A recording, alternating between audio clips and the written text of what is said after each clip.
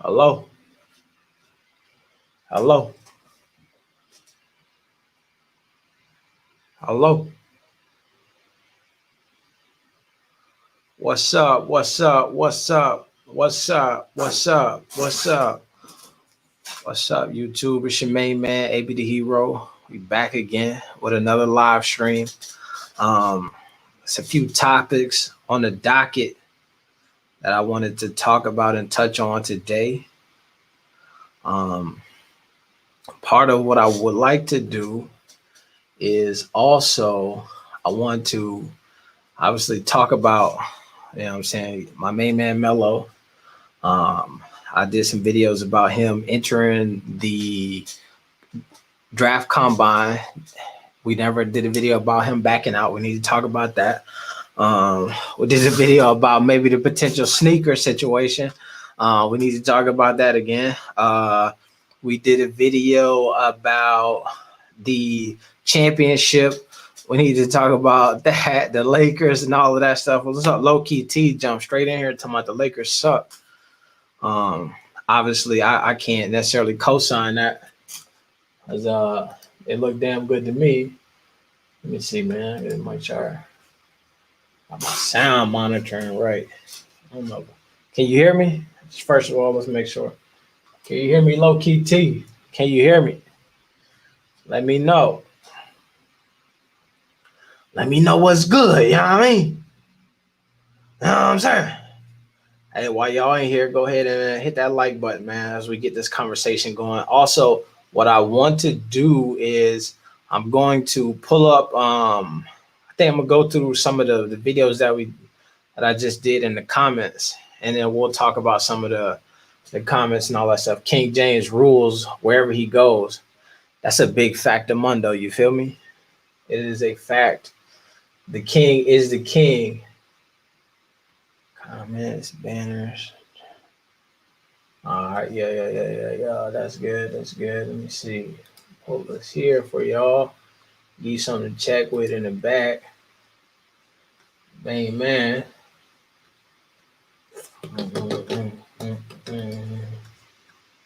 Yada, man. Man them. Yo. So let's see. LeBron the GOAT, AB. You knew that. Hey, come on, man. You know I knew that. I've been messing with LeBron since fresh out of high school, you feel me? I used to mess with LeBron since the Zoom Generations, his first sneaker, which like I said, we're gonna talk about that a bit. Let's see, laugh on what drugs on Jesse. Jesse, this bomb just went almost 7 games with the 5. Chill, blood. The same 5 seed that already went through the entire Eastern Conference. So you can't really say he went. Yeah, I mean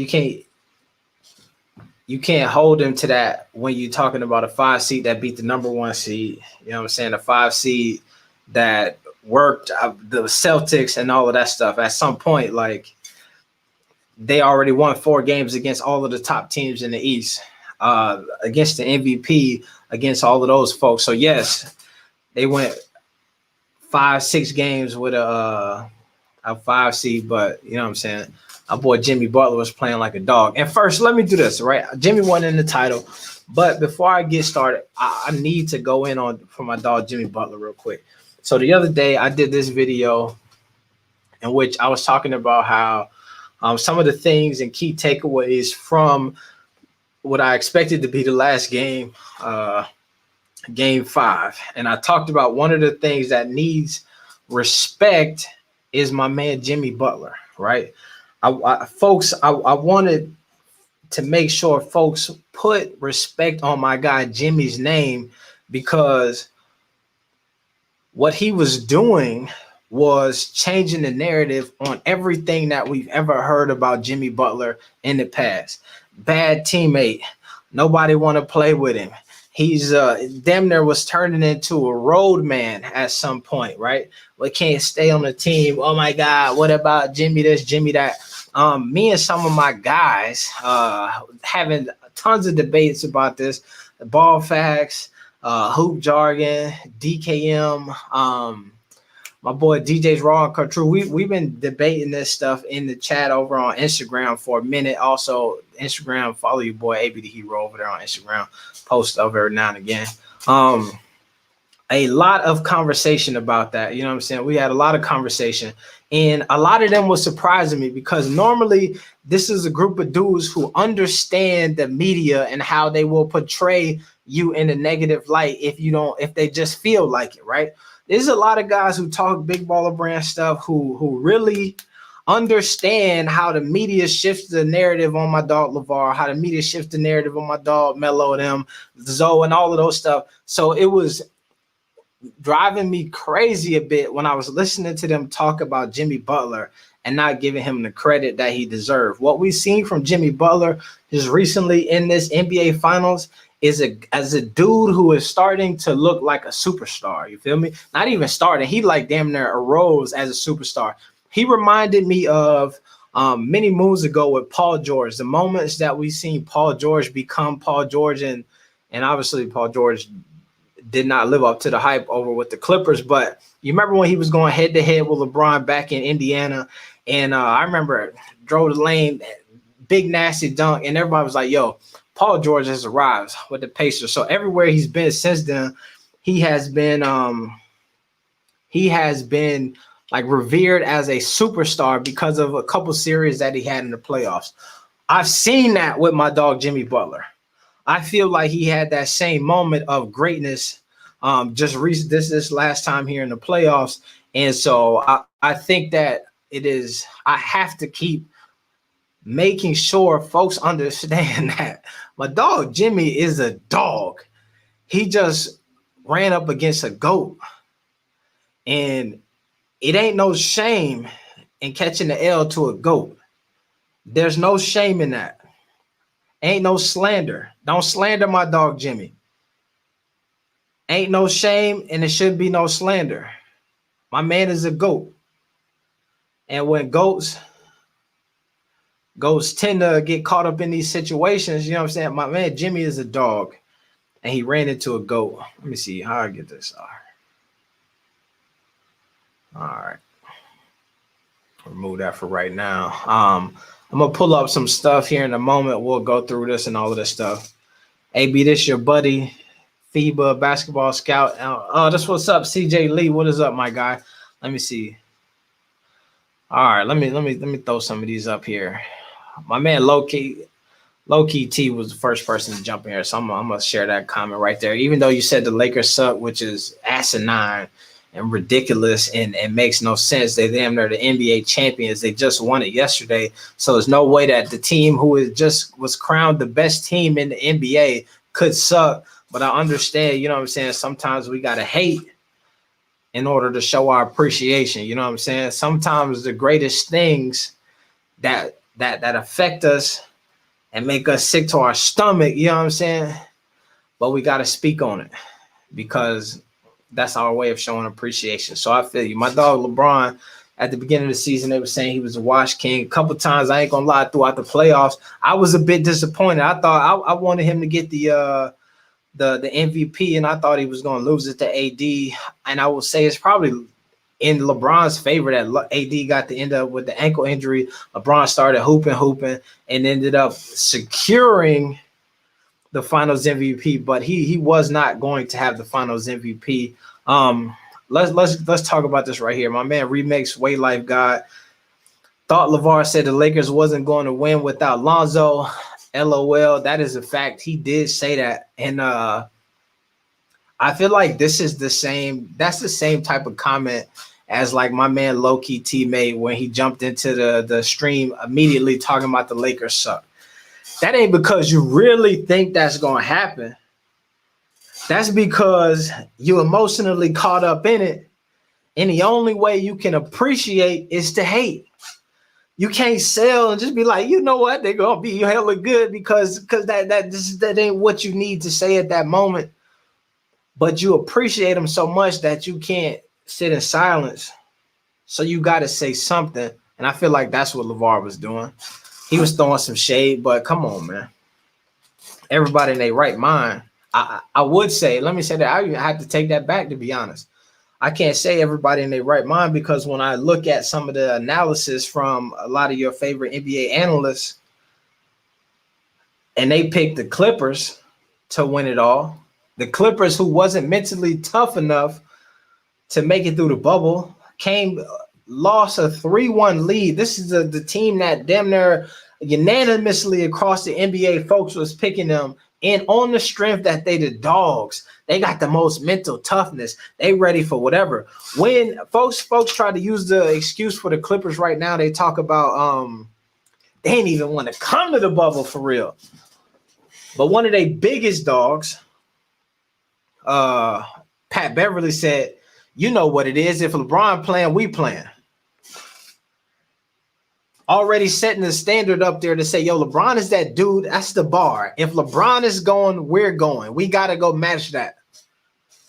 Long story short, they could not match what LeBron was doing. They got sent home. And if you're really looking at it, folks also try to criticize the Lakers for having a tough road. But I will say to you, in that second round, when the Clippers went home, anybody in their right mind would have preferred to play the Denver Nuggets over the Houston Rockets. If you had to choose a path, Russ and James Harden or the Denver Nuggets, Jokic and Murray. No, anybody in the damn whole entire league would have picked the Denver Nuggets. And there it is, man. They couldn't get the job done. Let's see. Low-key T still going in with the hate and the slander. My guy. Let me see. Let's see. I have followed the Ball brothers from 2015. What's up with George in the G League? Or do you think, I think he was trying to say Jello in the G League. Or do you think a team will bring him in for a tryout? I will say, and we could talk about Jello for a moment, I believe that if the season had not have ended when it did, we would have seen Jello continue to play for the Oklahoma City Thunder. That the night that the season ended, damn near we were expecting to see him on the court that night. You know what I'm saying? Or it wasn't the night before, whatever. Right around the time they released that he was supposed to play, he was suited up, but then they released after the fact that because of the way that things worked, he couldn't get on the court. There was another moment where we seen a LeVar interview where LeVar said that the reason why he hadn't even played or been officially listed on a roster when he was with the G League, because, you know, he was with the practice squad for Oklahoma City for a while, was not because they didn't think he couldn't hoop. It was a strategic play to allow him to get 100%. And they knew that if they put him on the roster, it would have made him eligible to be picked up by anybody else in the league. So they kept him on the practice squad for a minute until they were getting ready to play him. So I would have expected to see Jello damn near in the starting lineup, pretty close to remotely kind of quickly after that in the first place. What's up, DJ's Raw Truth? DJ's Raw Uncut Truth, my bad. In the building. I appreciate you for coming through. DJ, man, I was just telling the people about the slander that your boy Hoop Jargon, Ball Facts, and all y'all have from my dog Jimmy Butler. And I'm asking the people to continue to put respect on Jimmy Butler's name, because even though he took a loss, it's still important to remember that Jimmy Butler is a dog, and he just went head-to-head with a GOAT, my guy. AB, BTS Dance Studio. What's up, AB? Thanks, man, for setting up Melo at the Alibaba shop in LA. Yes. So let me tell y'all something. My guy right here, BTS Dance Studio, back when we were traveling with the JBA and all that stuff, we were trying to do sponsorships and things of that nature. My man has, I believe, a sports memorabilia shop and some other things out in that area, and we're trying to get the link set up where we can get the brothers and all of that stuff to come through and check out his shop or whatnot. And then so I guess that recently he had I believe LeVar and all of them boys. He had just done a sign and autograph situation with your boy Lonzo and all of that stuff. So that's who this guy is right here. You know what I'm saying? We have connected over the time. He's supposed to set up the deal where we did the t-shirts and the whole vibe and all of that stuff. So y'all get on his head, man. Tell him what's up, man. Let's make this bread. You feel me? Man, you a whole bronze sexual. Talk about why that bum needed Danny Green to win the game winner, just like Ray. Obviously, I hear the hate, my guy. But let's just say Danny Green missed a shot and they won the championship anyway. So that's not a truly a valid point when you think about the fact that my guy didn't make it happen. Jimmy Butler has my respect. He's a dog in that series. That's a fact of Mundo. He deserved your. I feel like that's the thing that I love about what Jimmy was doing is he's not one of those players who everybody just gave him the respect out the jump. He's one of those dudes who truly earned the respect of the people. You feel me? And I appreciate that. Let me see. All right, let's check. Dun, dun, dun, dun, dun. Hey man, while y'all in here, go ahead and make sure I hit that thumbs up. I'm going to send this chat, this link to join the stream into the conversation over there with DJ and them boys. If y'all want to slide through, you know what I'm saying, Facts and those guys. If you're interested in hopping on the screen tonight, let me know. Send me a DM over on Instagram. I will send you the link so you can jump in here and we can have some debates. Low key T, if you want to get in here, let's go. Keep doing your thing. For Hot Off FE's television, what's up, my guy? Appreciate y'all coming through. So now that I want to, I would take Jimmy Butler over Paul George in the playoff series. That's a 100% a fact. 100% a fact. I would do that as well today. But what I want to do is let me pull this up real quick. Here. All right. This video here. All right. So now we got this clip here. Let me do it like this, man. I like this better. Yeah. So we got this clip here. In this video, I was talking about the LaMelo shoes, right? And because in this video, they posted this on Instagram, and it was a close-up of the sneakers or whatnot. And here I am, I'm thinking, if you're going to put the close-up on the sneakers like that, then they gotta be, you gotta be showing some Pumas. Come to find out, and this how y'all know I'm broke, is that these all just Dior's. I guess these some high fashion, super exclusive sneakers.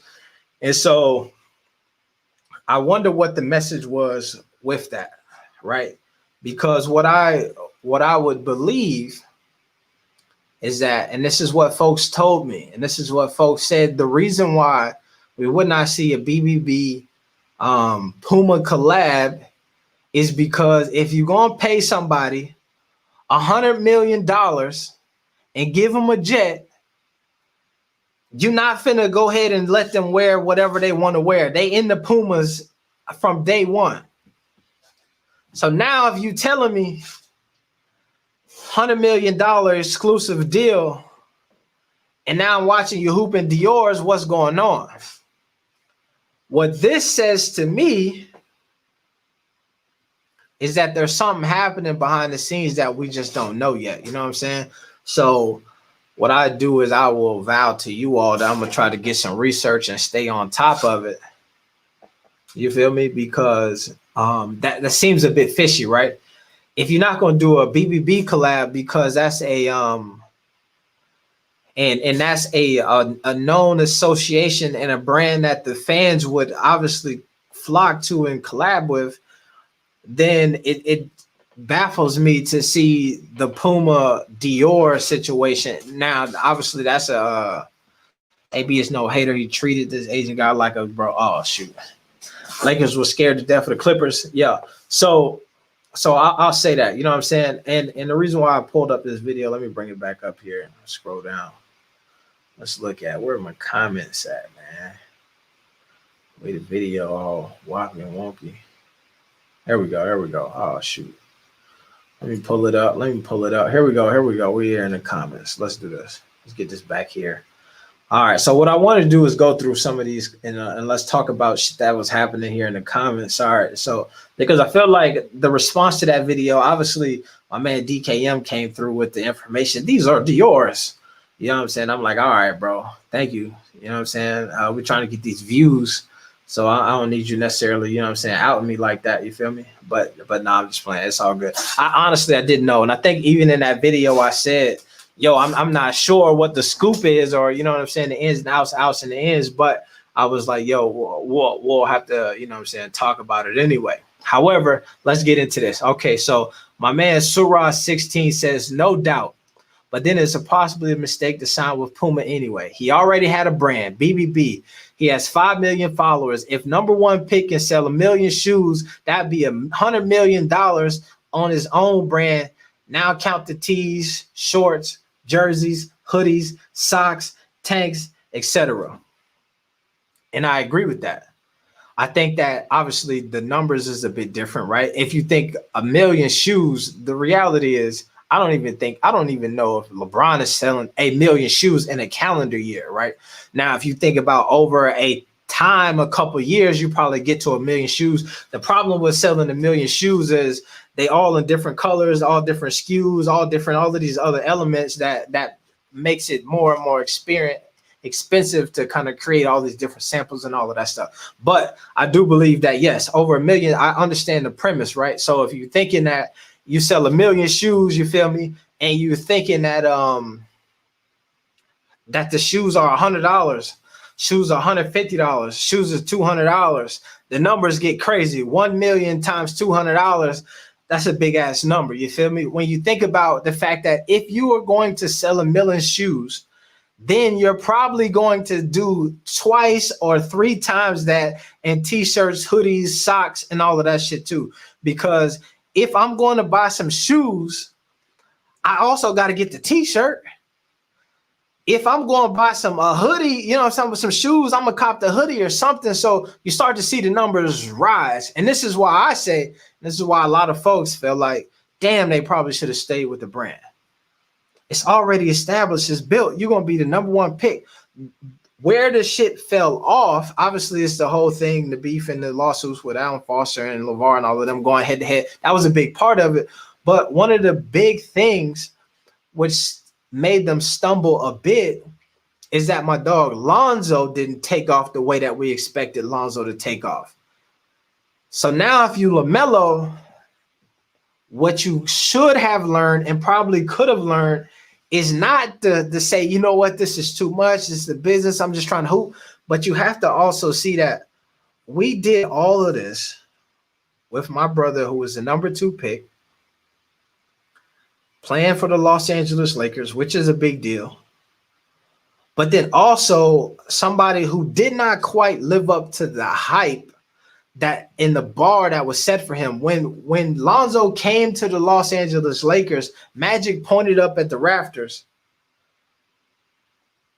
and he said, your name gonna be up there. That's what we waiting on. You're gonna be up there. And we didn't even get to see that. My man is gone after 2 seasons. You know what I'm saying? Now, obviously, you can pull a Dwight Howard and come back and get a chip. But as of right now, that was the bar. Your name is going to be hanging up there. Retire your jersey number 2. Nobody's going to wear it again. So we didn't get that with Lonzo. However, I can tell you that the shoes, the hoodies, and the T-shirts were selling. I have it upon good authority.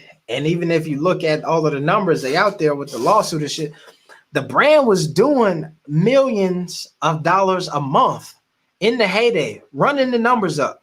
Now, I think that what also was revealed, and this is probably why the brothers were probably more inclined to step away from the brand in that moment, is that what we see now is that the head and the owner of the company is actually like the adults in charge, LeVar, Allen, Tina, the whole thing. They had the whole piece of the pie up here, and that what you were seeing is that the brothers and stuff were more so under sponsorship, and then eventually going to try to, you know what I mean, get into and own some of the stuff. But that was the conversation when it came out with the lawsuits and shit, is that where they're like, Zoe, how they talking about stealing money from Zoe? Zoe don't even own the company.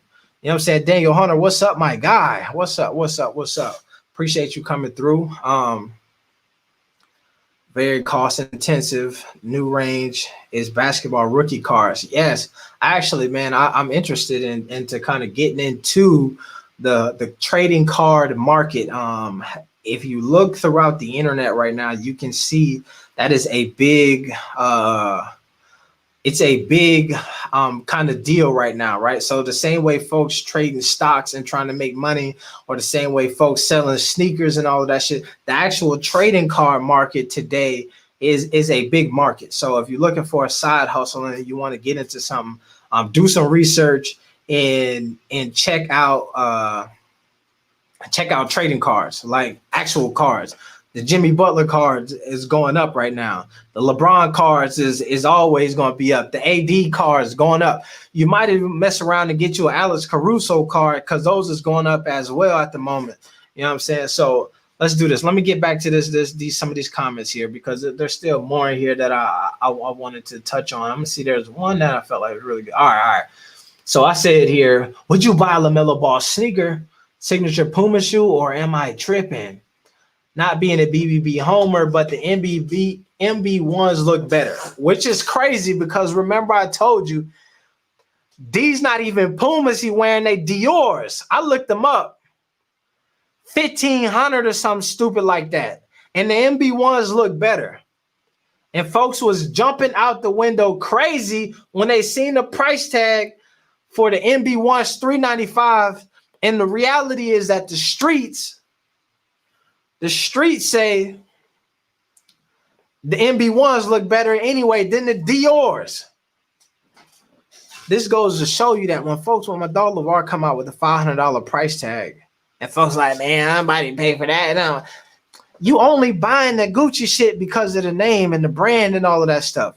You only buying the Dior shit because of the name and the brand and all of that bullshit. But truth of the matter is, the value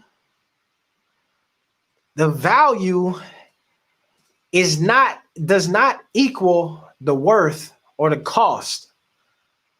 We just listening to my man DJ and Hoop Jargon earlier on the live stream, and they're talking about Dak Prescott, and which reminded me of something that I heard from somebody else, where they said that the value that you have is what somebody will pay for. Something like this. There's a quote, and it basically is saying like, yo, however much folks are willing to actually give you for it, that's what the value is.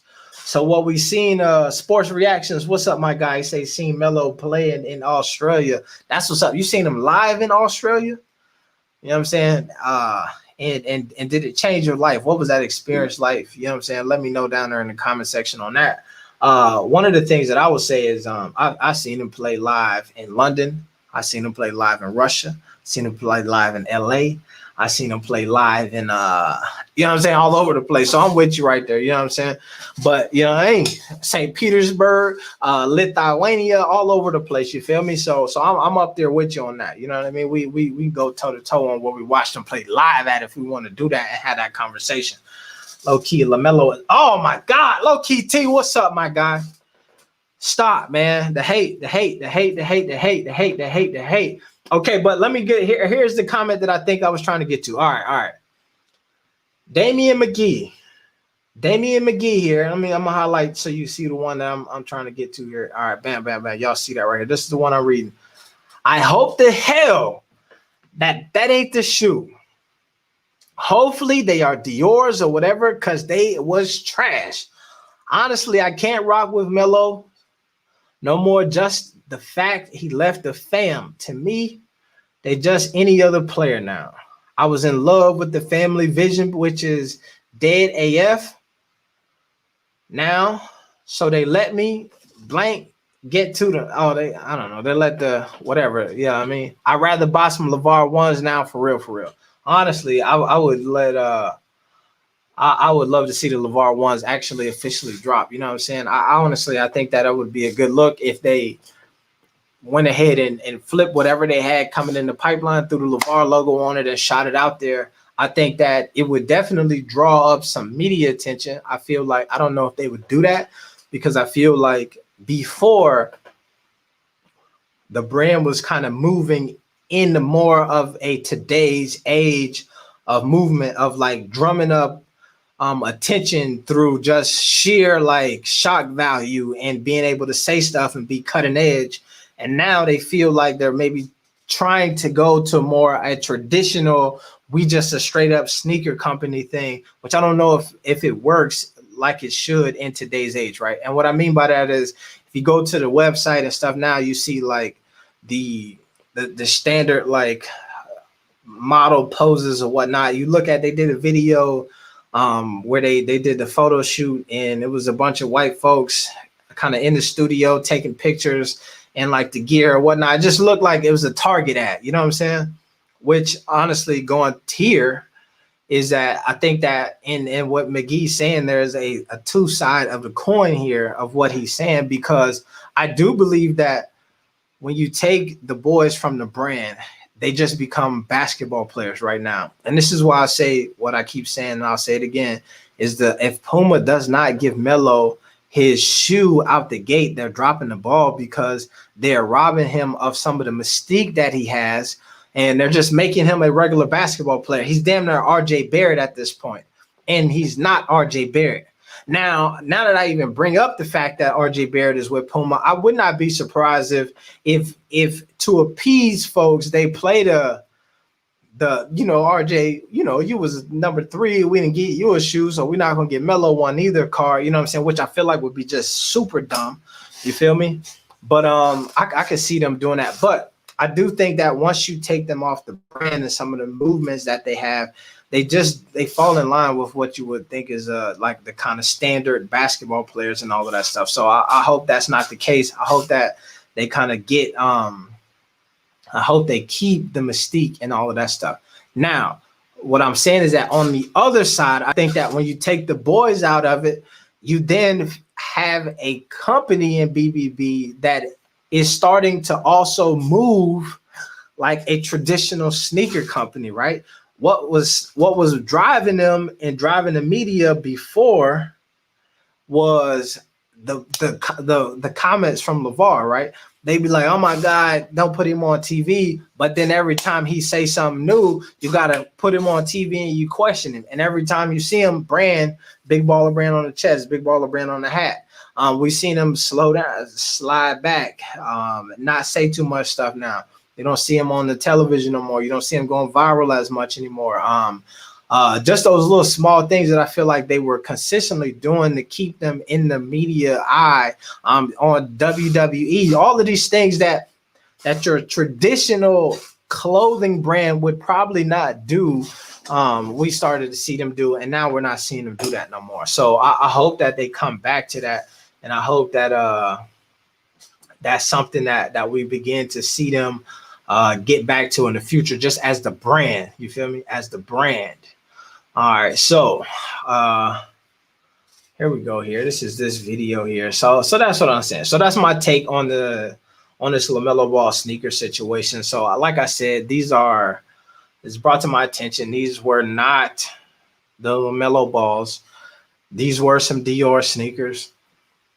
But like my man over here said, and like other folks said, I'm actually happy that they're not the Melo Balls, because I actually like the Melo Ball. I like the originals a lot better. I think that they had a different colorways. It felt more like a LaMelo Ball situation.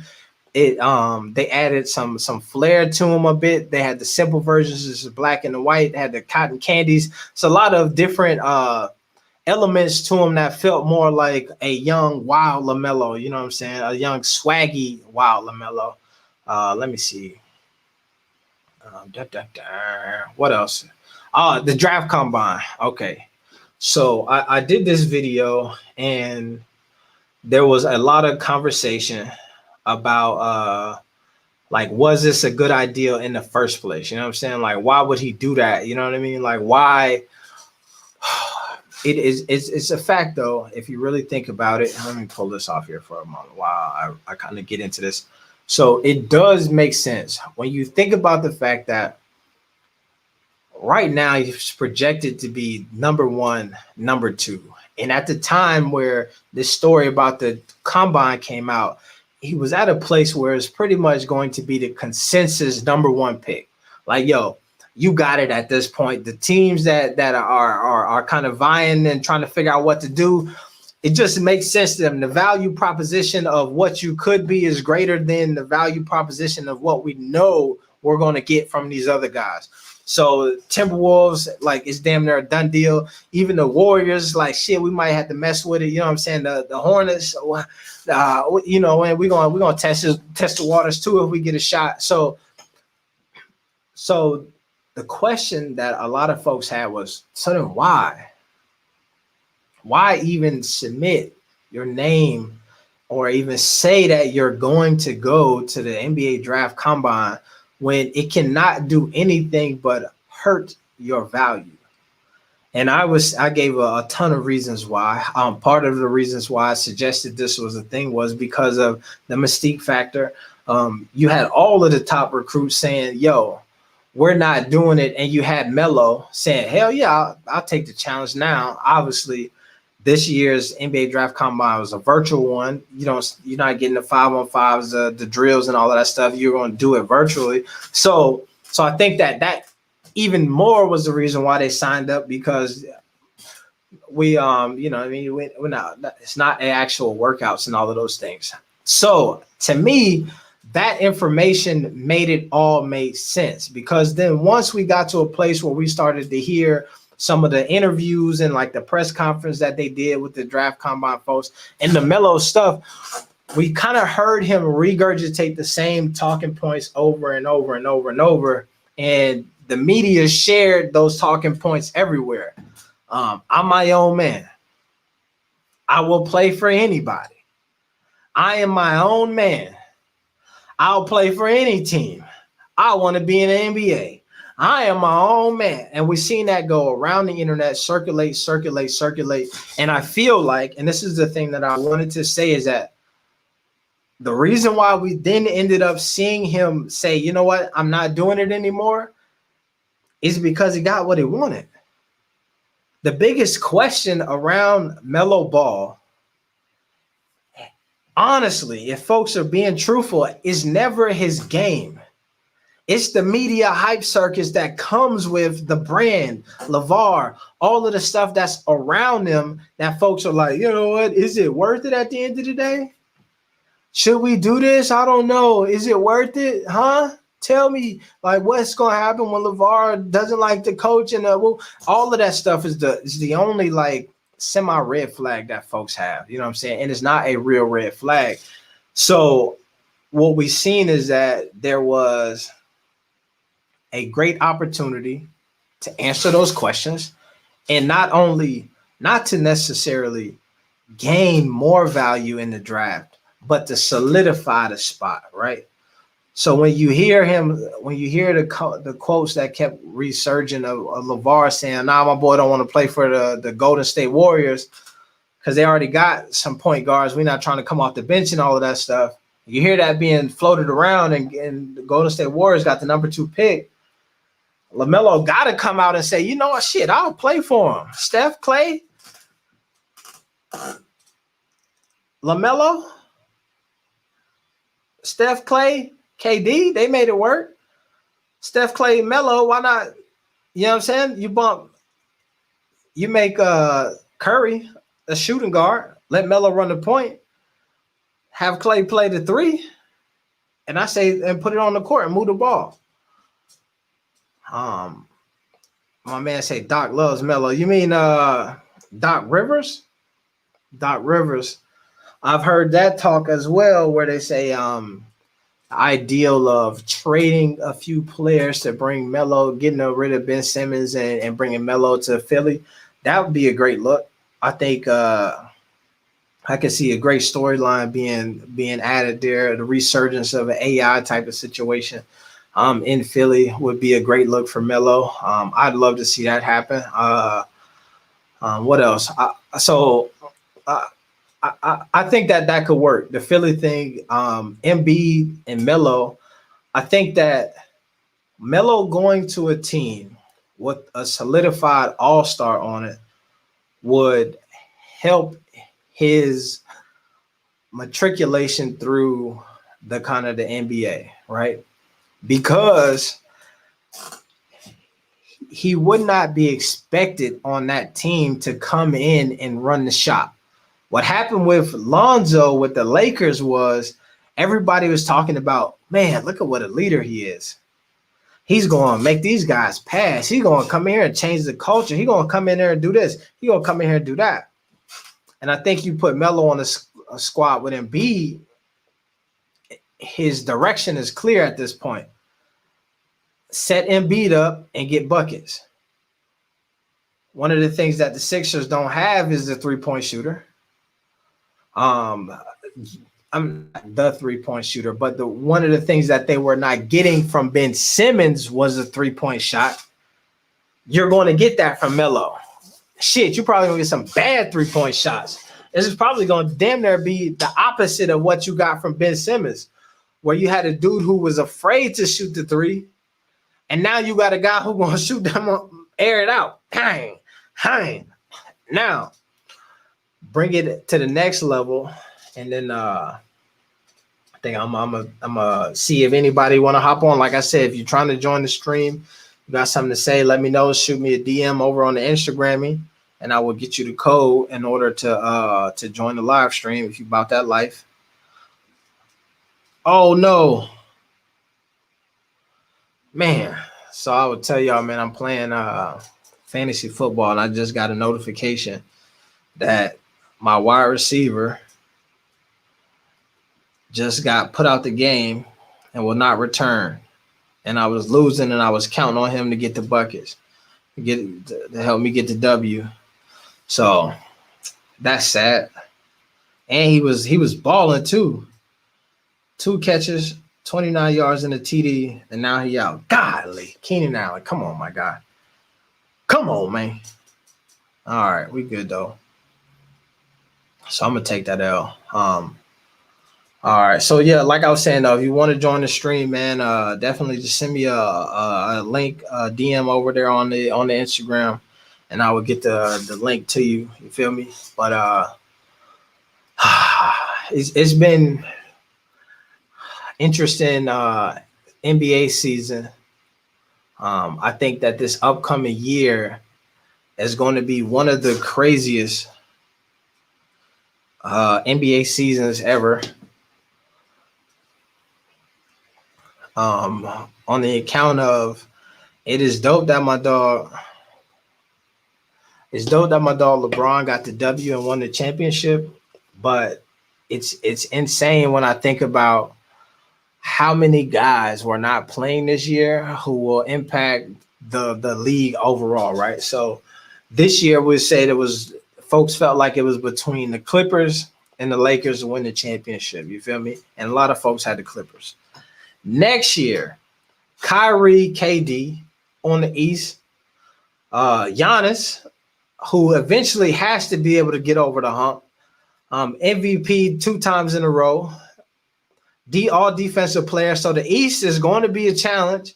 The Toronto Raptors been hooping. We seen Boston playing some damn good basketball. The East is going to be a juggernaut. It's not going to be easy. The Miami Heat is coming back. Jimmy Butler, a lot of young players. The East is not going to be a cakewalk. Now you flip it to the other side in the West, and you got the Lakers, the Clippers, the Golden State Warriors is back. The damn Denver Nuggets look like they're putting people on notice, and they have arrived. The Salt Lake, Utah City Jazz or whatnot, they looking like a good team. Next year's NBA is going to be bananas. It's going to be bananas. This was a optimal time for my dog LeBron to get number 4. If he can catch number 5 next year, he's going to earn it. Golden State Warriors, classic Golden State now. And they should look pretty good because not only is Clay and Steph back, I believe, right, they got the Andrew Wiggins kid, which I believe that they go get Andrew Wiggins simply because it brings them back to back when they had Harrison Barnes, right? It's kind of the equivalent. It's like a wash there. So you go back to the traditional original Warriors that was 70 whatever and 9. Clay, Draymond, Steph, Wiggins. That's a solid lineup. obviously you don't have some of your older guys. I don't believe Sean Livingston is still playing. Obviously you don't have Iguodala. JaVale is not. You know what I mean? Some of those guys, the David West, all these guys who they had who were key role players, they need to find those. One of the things that I think that will help them is the fact that a lot of guys who probably would never have gotten minutes with the Warriors this year got their first bit of NBA stripes and competition. So then now next year should be a bit easier for them, should be a little bit more seasoned, a little bit more gameplay, and the game should be easier just on the fact that you are now getting Clay and Steph back. So whatever defense or guarding of that you couldn't handle this past season, you don't not have to worry about that. The spacing is going to be totally different if you're one of those young Warriors players. So it's going to be good. It's going to be a hell of a season, man. I'm looking forward to it. You also, just some things to mention. Obviously, you got Melo joining the league. That's going to be something special. You have Zion, who we probably going to get our first glimpse of him with a full season. Hopefully we see Zion in some shape, an entire offseason, damn near more than an entire offseason, you know what I'm saying, of time to really get his body together and figure out who he is as a basketball player. So we hope to see the Pelicans look a little bit better. So I think that this next season for my guys should be pretty good, man. It's going to be a hell of a NBA season. This is going to be the type of season where, like, same thing where they have the fantasy football or something, like I'm going to have to like figure out what type of fantasy NBA shit they got going or betting on the games or something like that, because next season is going to be crazy, man. It's going to be one for the books, man. Folks going to have to be glued to their seat, and hopefully by the time the season kicks off, man, we get out of this pandemic shit and folks can move about the cabin the way that they would like to and prefer to and all of that stuff. So, man, it's going to be crazy, man. It's going to be crazy. Let me see. Okay, all right, here we go. Got some other information from my folks here. All right. So, checking the DMs one more time. Let me see. I got a request here. Let's see.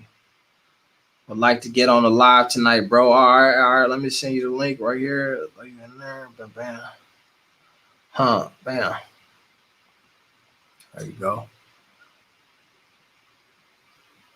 All right. So we got Hara F Vision, my man from earlier. Send me the DM. Finna hop here on the live. Let me see. All you gotta do is hit the link. You'll pop up here. I'll pull you through. You know what I mean? You don't hear acting too crazy, man. I'm gonna have to then get to get you up out of here. But you know what I'm saying? I don't expect that to happen. It's lit though, man. Pull up. Jump in.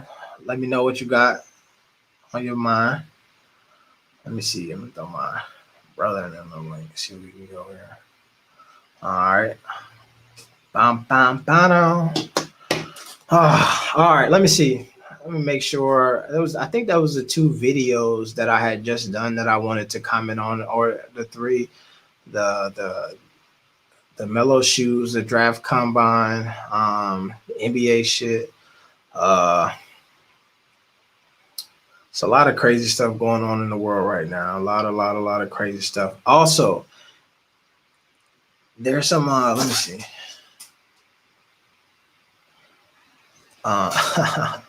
There's I have been going through a lot of my JBA footage, right? So throughout the JBA season, I was recording and doing all of that stuff. So I intend on slowly kind of releasing some of that stuff. I'm telling you that my goal, honestly, let me say this. This is what I'm going to do. And this is if you're a JBA fan, you know what I'm saying?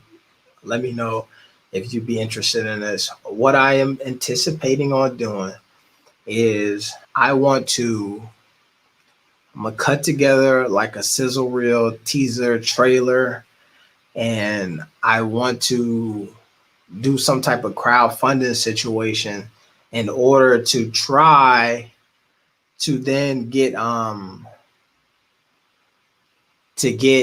like a small documentary or something going with the JBA guys. You know what I'm saying? So, all right, there you go. Hold on. My guy, he in here. All right, I'm gonna plug you in here. Ready, man. Hello. Yeah, what's up, bro? What's up, man? You live? You know, Yes, sir. pronounce. I'm so bad with names and shit, man. So I apologize. For Hara, Yeah, you got it right, man. there it is. There it is. Yeah. First time Trump. First time, yeah. I feel like it reads the way it's spelled. You know what I'm saying? That's easy. I am. When we did the JBA stuff, we would be in like these different countries or whatnot, trying to read folks' names, and then like the coaches or whatever from the teams would, after they would hear the stream or whatever, be like, "Yo, man, you butchered our whole team name, but it's all good." Or Yeah. yeah, What's the crazy is this my real name too. okay, yeah. Nah, that's what's up, man. So what's up, man? What you wanted to talk about on here this evening, man? Man, I'm pretty much a big baller brand fan. You know what I'm saying? I got the Yeah. LaMelo balls, you know what I'm saying, the shoes. I always been copping t-shirts and stuff like that. You know, just to see him lead a brand, you know, it was kind of like why now? You know what I'm saying? Because I rock without my own brand, and my son, he has his own brand now. Mm-hmm. We just a entrepreneur family. So for to see somebody like I opened up the gate for my son. I'm from Memphis, Tennessee. You know what I'm saying? Okay. I just moved down here to San Diego because of my brand in music. I'm an artist out Mm-hmm. here. So it's like for me building this stuff up for my kids to open up they and have their own situations to be successful. You know, I wonder was it a point where they felt like they were too well, he felt like he was too big for the brand. I know you was around him a lot, you Mm-hmm. know what I'm saying? So I know you got a lot of insight on this Yeah. stuff. So I'm trying to figure out did he think he got too big for the brand, or was he at a point where he was like, I don't want to go through the same thing my brother went through. So let me go a different route. Man, you know what I think it was? And I think the difference between what they had going and like what you talk about, like with your own personal brand, your son got his brand and all that stuff, is the difference between what they had is that they were or are like, when you think about the brothers, they are like athletes to the brand, similar to way like if you sign with Nike tomorrow, like Nike's gonna bring you product. You know what I'm saying? You get some say so in it, but you're not putting the actual sweat equity into any of it, so you don't even really feel like you own it. You know what I'm saying? Mm.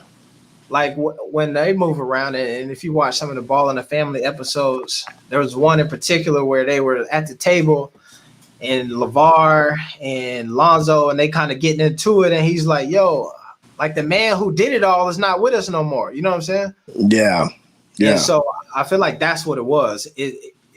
Like on the day to day, they had pretty much nothing that they were doing in the brand. You know what I'm saying? It was just Right. more so like some brand managers telling them, "Yo, bro, you got to wear this, you got to do that," and eventually they probably would have inherited some of those roles and all of that stuff. But at this point, I mean, they were all figuring it out. You know what I'm saying? It's not. It was. You know what I mean? This makes sense. Yeah, Like, yeah, yeah. yeah, It felt like they didn't have such a hand in it. It really, I guess, it really wasn't theirs.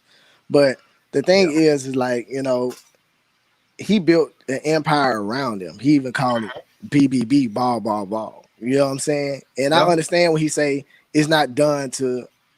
I say it's done, but yeah, at the end of the day, it's like I built this for y'all, though. You know yeah, what I'm saying? I can't like I couldn't like it would be hurtful to see my son say, "Yo, you built this for us. I'm gonna go over here with Nike, where I don't own anything." yeah, You know what I'm saying? I'm gonna go on yeah, here like, so it's like I think he instilled the entrepreneurship in them, but I think they too young. I think they were probably too young to really appreciate and yeah, actually understand what was going on. yeah. And you know what? Too, this is one thing I'll say is when I think about it and like listening to you talk about it, I realize this is when the big baller brand hit the scene and started taking off, it's like Lonzo is going to UCLA. You know what I'm saying? The boys is in high school. You know what I mean? So Yeah. it wasn't like they were grinding, selling the t-shirts through the whole time. It was like we damn near made it already. And now we're gonna start a brand on the side. You know what I mean? So it wasn't even Yeah. like this is the struggle, and we was eating off this, and it's like instilled in us. It probably was like just an extra chore more.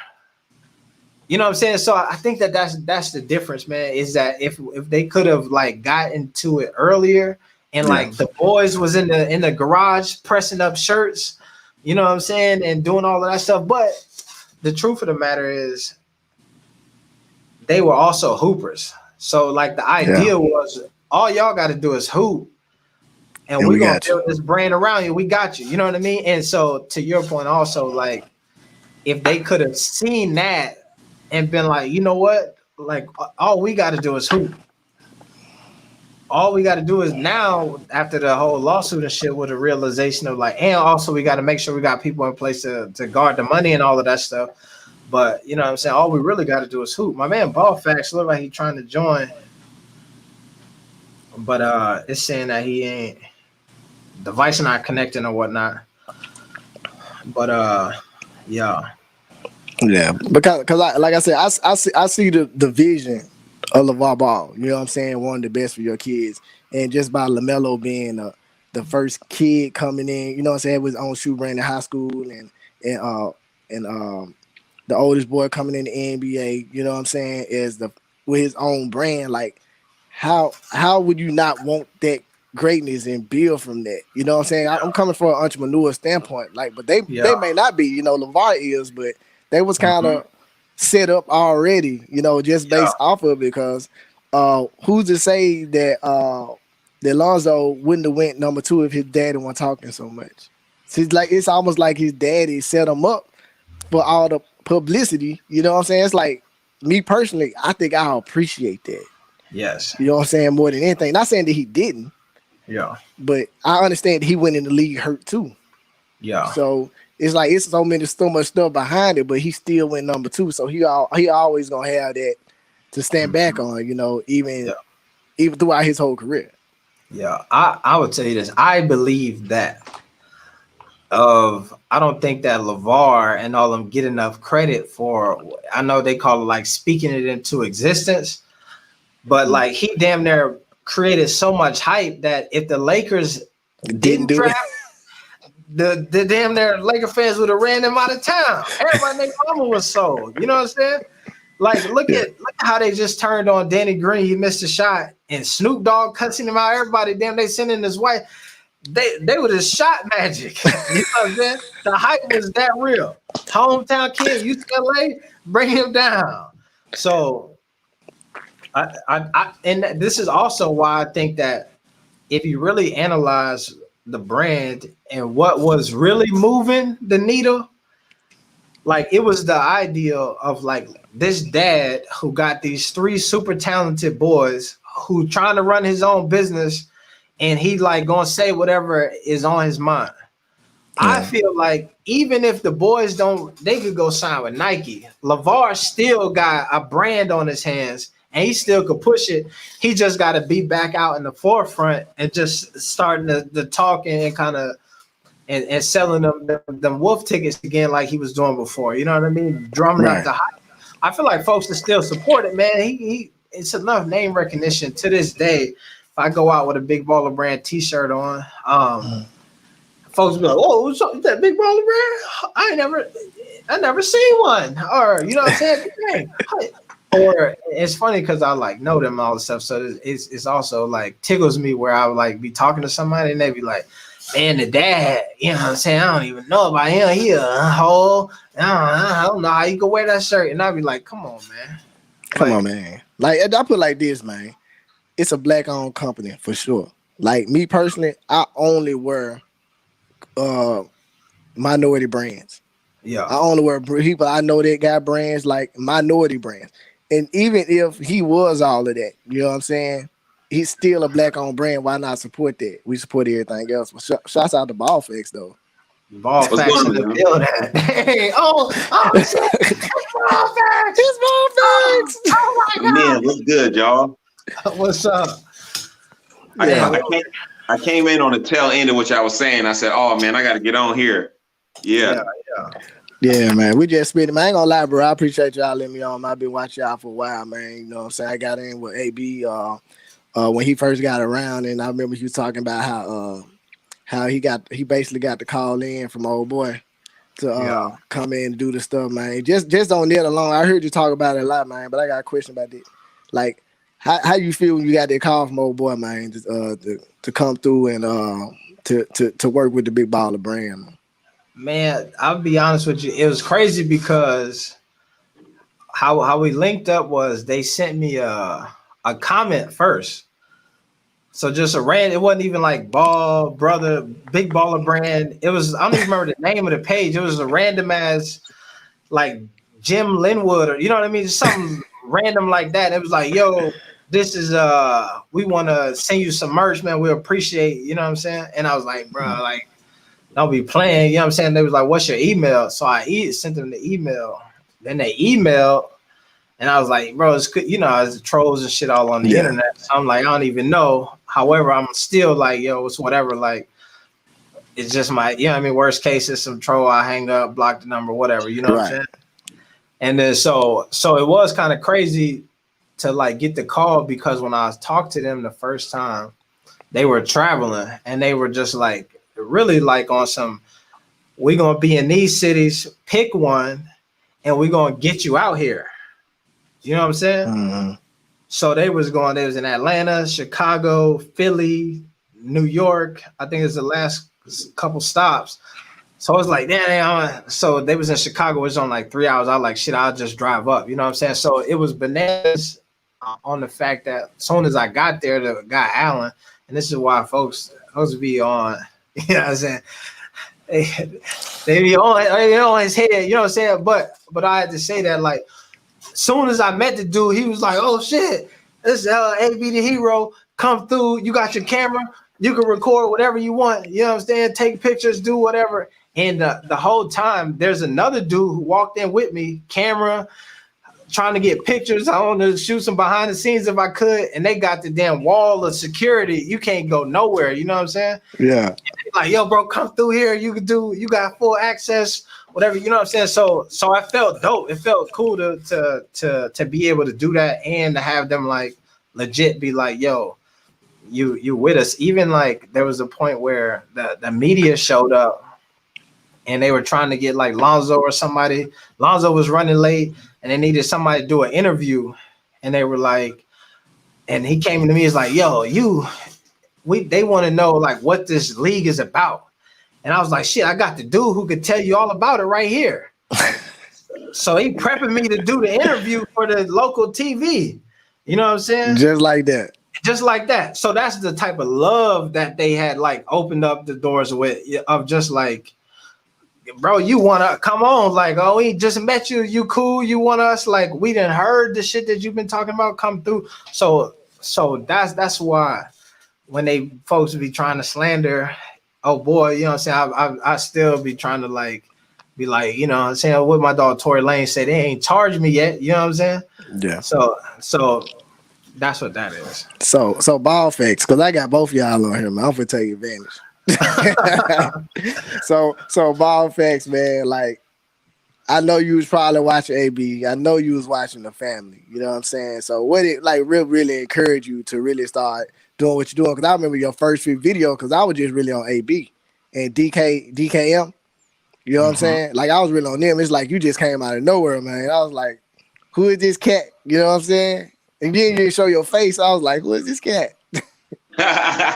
Yeah, man, really, what brought me out of hiding was the hate, the bad publicity, you know, the media that was only showing a negative, because I didn't set out to really, you know what I'm saying, do this full time, no whole movement with it. But it's like when I came out, they was like, dang, somebody's supporting the family. And I'm starting looking at the comments. I'm like, other people support the family too. Yeah. So it was a lot more of us, even though we scattered. It's like, you ain't gonna go to the mall and hold up a sign and say, You know what I'm saying? Big Baller Brand. If you like Big Baller Brand, come out. You might not see nobody, but collectively, like it's a lot. If you put a flyer on there and say it's a pop-up shop, you're gonna see some people come out. Right. So I seen AB. You know, I remember AB. You know, talking about some drop the fire emojis. I was just editing the video the other day. AB, you was in. Did you see that video I dropped with Leangelo? Yeah, AB was check it out. Yeah. And I'm supposed to go out there and hook up with AB. You know, got things coming. COVID season, weird, whatever. And I want to touch back on the Allen thing. I understand you not hating on Allen because, like, even though he did whatever bad to the family, he did some good too. Like, you can't just wipe away everything. There was definitely some connections he made that was good for the family, that was good for the brand. Everything he did wasn't, you know, saying snakish. A lot of things he did are in question. Of course, the videos he drops now, he's slandering the family. So that's a whole nother thing that I can't stand, you know, and people send me video links all the time. So he said this, get on him. I said, no, my channel bigger than his now. I can't bring attention to it. But, you know, the hate, I feel like, you know, we are the media now for the Big Baller Brand. That's why I be careful about what I say, because I only want to bring support to the family. So, you know, you kind of like walk on eggshells, even like with the brand. I want the boys to sign with the brand. But, you know, these kids went to public school, you know, not to try to get deep, but public school is to teach you to be a worker. They don't teach you to be an owner. So you in pop culture, you got the gram, you got, you know, Snapchat, you got all these things. It's pushing you to the culture, to government school. I mean, it's not a surprise to me that they signed, that, you know, LaMelo signing somewhere else. You know, it's disappointing, but it's not surprising. And, you know, the way I really felt about it, I didn't really go crazy about the really way I felt about it, because, you know, I ain't trying to bring no bad publicity. You know what I'm saying? The best thing we could do is keep everybody together. So even if they have little bitty skirmishes here, like when Lonzo was talking down on the brand, you would see a little comment from LeVar, and you could seem like, you know what I'm saying, like, oh, they had odds and whatever. But I wasn't going to come out and just highlight it and say they going in different directions. No, we hoping for the best and hoping they get back together. I got you. So AB, real quick, AB, because I know he was talking about Allen. Just real quick. What do you feel about Allen, bro? Did you really feel like Allen would do something like that? Do you think I know it might not be his character, but do you think that he would have done that to the family? Man, and I actually, me and Ballfax, we did it like many moons ago, like a whole interview. We talked about all of this stuff, and it's funny because I feel like as he was asking me these questions, he was like shocked at my answers. You know, I was like, he was thinking I was gonna just go in. You know what I'm saying? He's like, what? Wait a minute, hold on. You say what? So, but no, I don't know, right? I think that here's the funny shit, man, is that there are allegations, and you see this from Allen's videos, is there are allegations both ways. You know what I'm saying? And what I realize, and I'll be honest and say that neither one of the allegations sound crazy to me. You know what I'm saying? Like the whole ideal of, like you talked to earlier, you got a brand, Ballfax, you got a brand. You know what I'm saying? Like, imagine a world where you got a company, you got some people underneath you, you started this shit, and like you need a couple extra dollars, you're gonna go to the bank and pull some of your own money out. It's your brand, you know what I'm saying? So like they get them allegations thrown in there. I think that from what I can say, when I was around them, I can see it two ways. I say this too. I wouldn't be surprised if somebody was pulling the money and putting it somewhere, right? However, I feel like I wouldn't be surprised that they literally was moving around, doing so much and trying to like make nothing out of something, that like they were figuring out the shit as it was happening. You know what I'm saying? Like they were building the plane as they were flying the plane. And so when you're doing that, at some point, if somebody asks where the hammer at, you're gonna be like, shit, I don't know where the hammer at.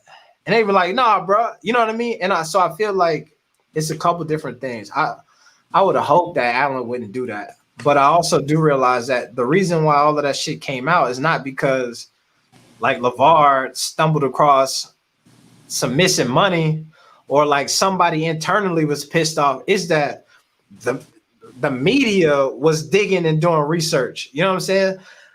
Folks who wasn't no longer associated was digging and doing research. So folks inside of it, it's just like, you know, none of them was beefing or having any drama on each other.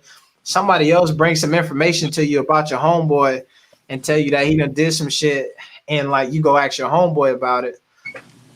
And then like I don't know. So I'll say that's my answer to that question. I got where you coming from. I would hope that he would not do that.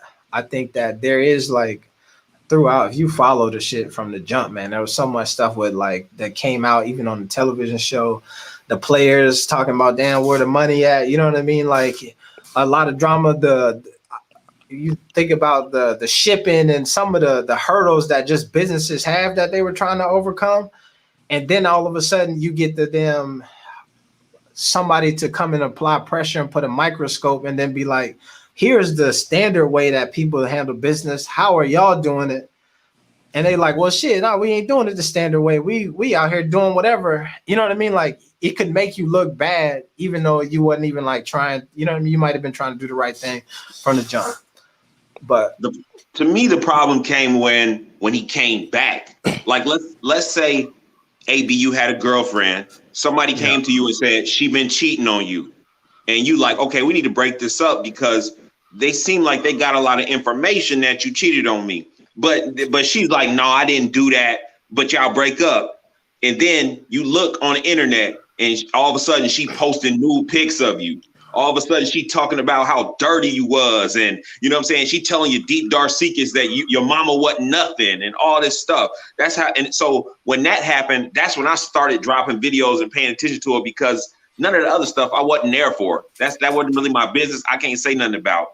But now here it is. I'm going back to the analogy. You throwing dirt on my guy AB the hero. Like maybe all of this true. It's not like why you up there, you know, I'm showing pictures of his junk and all that. Why you talking about what happened when he was in 5th grade? Like if y'all was really cool at one point and that was your man's, why you now just airing them out dirty laundry? Like let the breakup just be what it is. You know what I mean? So, you know, like I can't speak on to what was, but if it was really that rock solid and tight, like come on now. Afterward, like, do it really got to go down like that?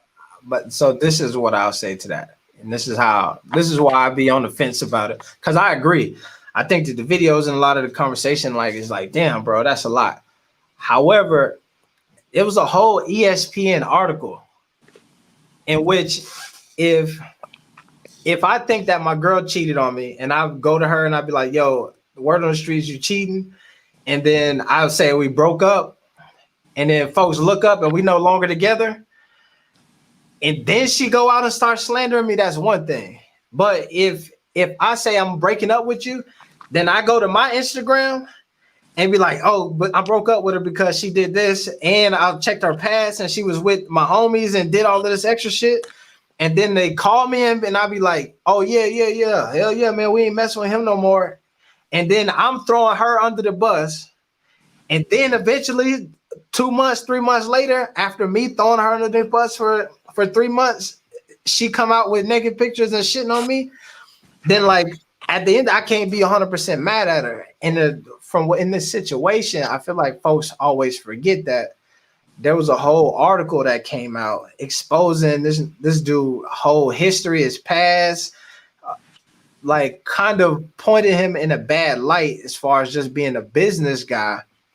And then he didn't say nothing initially, then eventually he came out with the whole, but I'm sure, I believe that was probably after he tried to like move on, and folks was like, no, you the dude with they were talking about you bad. You can't work here.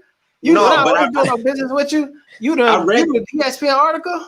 I read that article.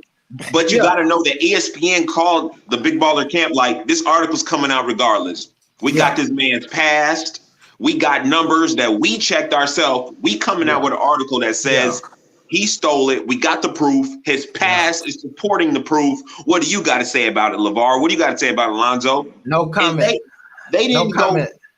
All they said was they didn't know about it, and the ties are severed. That's all they said.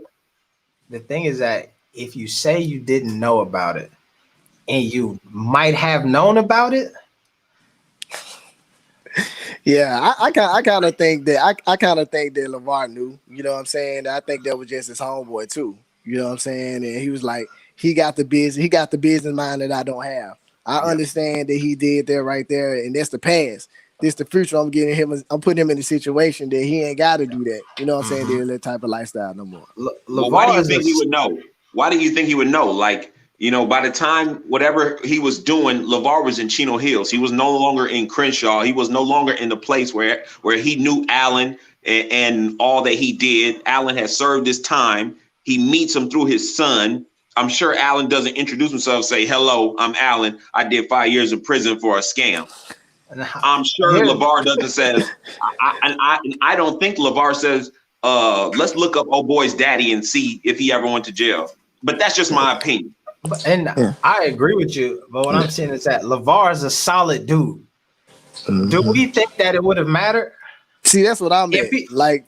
If he would have been like, yo, bro, I just let heads up. I went to jail for 5 years. I was doing some shit, but I'm out here to change my life. I'm doing business now. Yes, I'm sorry, AB, for what he did. LeVar would have been like, what exactly did you go to jail for? Because it's a couple things. Did you touch kids? What did you do? And he's like, well, I stole money from church ladies. You know what I'm saying? I came up on a couple million, and I think it would have mattered what it was. I'm sorry, that's just my opinion. He probably thought it was the past, man. Like, that's the past, man. You probably ain't that guy right now. You know what I'm saying? You did your time. You served your time. We also so you gonna let Ray Ray stay at your crib even though 5 years ago he done molested kids. You're like, no, that's his past. We're talking about business. I'm gonna bring you in on business when you done took church ladies' money and ran with it. This is all right. So here's another thing, bro. And I hate when I get into these things because I be feeling like folks think that I'm just out here just riding with my dog and trying to make it seem like he can't do no wrong. That's not what I'm doing. Right. But what I'm saying is that the thing that you gotta check in and realize is this: the system, where you gotta remember where you heard that information from. ESPN told you that this is what he did, right? Laundering money, robbing church ladies, targeting the whole thing. All of that come from ESPN. Their article was not to give you the most clear information. It is, what do we got to say to make this dude seem like a complete scumbag and get him up out of here? That's what they wrote. Now, if you look at the community of Black folks in our relationship with the criminal justice system, we tend to get hit harder than anybody else. So, like, if you do get into a ring and the police pull up, they coming to get you with whatever they want. You know what I'm saying? And so, I don't know the scoop. Somebody was just recently telling me about the whole thing, but there's allegedly a whole like a better understanding of more information around what happened with that situation. That in the reason why folks ended up going to jail was just because like they saying, yo, we finna give you 40 if you don't take this, you know what I'm saying? And it's like, you could take the shit to trial or you take this damn plea deal and say you did this. So I say this, so I will say this to you, and you're using your pedophile analogy. You know what I'm saying? If a That's dude, a horrible one. I know, it's bad. But let me show this. If a dude is 18 years old and he catch a charge for messing with a 17-year-old, and then they come and say, yo, the man a pedophile, look at his rap sheet or whatever, you're going to be like, bro, he was 18. His birthday was yesterday. She was, you know what I'm saying? Maybe you give him a slight pass of being like, yo, you ain't really on that. You know what I'm saying? You just in a shitty situation. And so the way that it might have been presented to me, I don't know the ins and outs and details. I can't remember exactly what they said, but they made it seem like the history behind that was more of, you got caught in a shitty situation more so than it was like you did it really the shitty shit that they said that you did. I don't know that to be true. but this is what it was presented to me. And then with the whole argument of like the criminal justice system, they be targeting black folks. You see dudes get caught up in white collar crimes all the time. They don't even sniff the jail. You know what I'm saying? When it comes to the money. And one last thing I'll say is, to my understanding as well, the way that the whole conglomerate came together of how Foster got involved was more so like the hype was building. We got these boys, they selling out the damn high school gyms everywhere. They hooping. Let's start this brand. Who do I know who can do it? Oh yeah, I remember Foster, who was the entrepreneur dude from one of my kids. Well, let me go try to contact him and we'll bring him in. That, because of that, makes me feel like they must have known, like, you know what I'm saying, like that there was some history or some past, you know what I'm saying, business situation. But truthfully, I don't think that if he would have known, he would have cared anyway. Bro, I really believe if Allen would have been like, you know, okay, put it this way. Tory Lanez, Megan Thee Stallion. Okay. Everybody was on Tory Lanez head when he shot her. This mug dropped Allegedly. He dropped the video and said, it's the Illuminati. They trying to get me. All of a sudden, he started getting passes left and right. You look at the comments, they're like, hey, it might be something to this. If Allen would have just been like, you know, ESPN did their thing and wanted to break up a business, you know, that's what went down. Man, people that rock with Big Baller Brand would have still rock with Allen. For real. Yeah.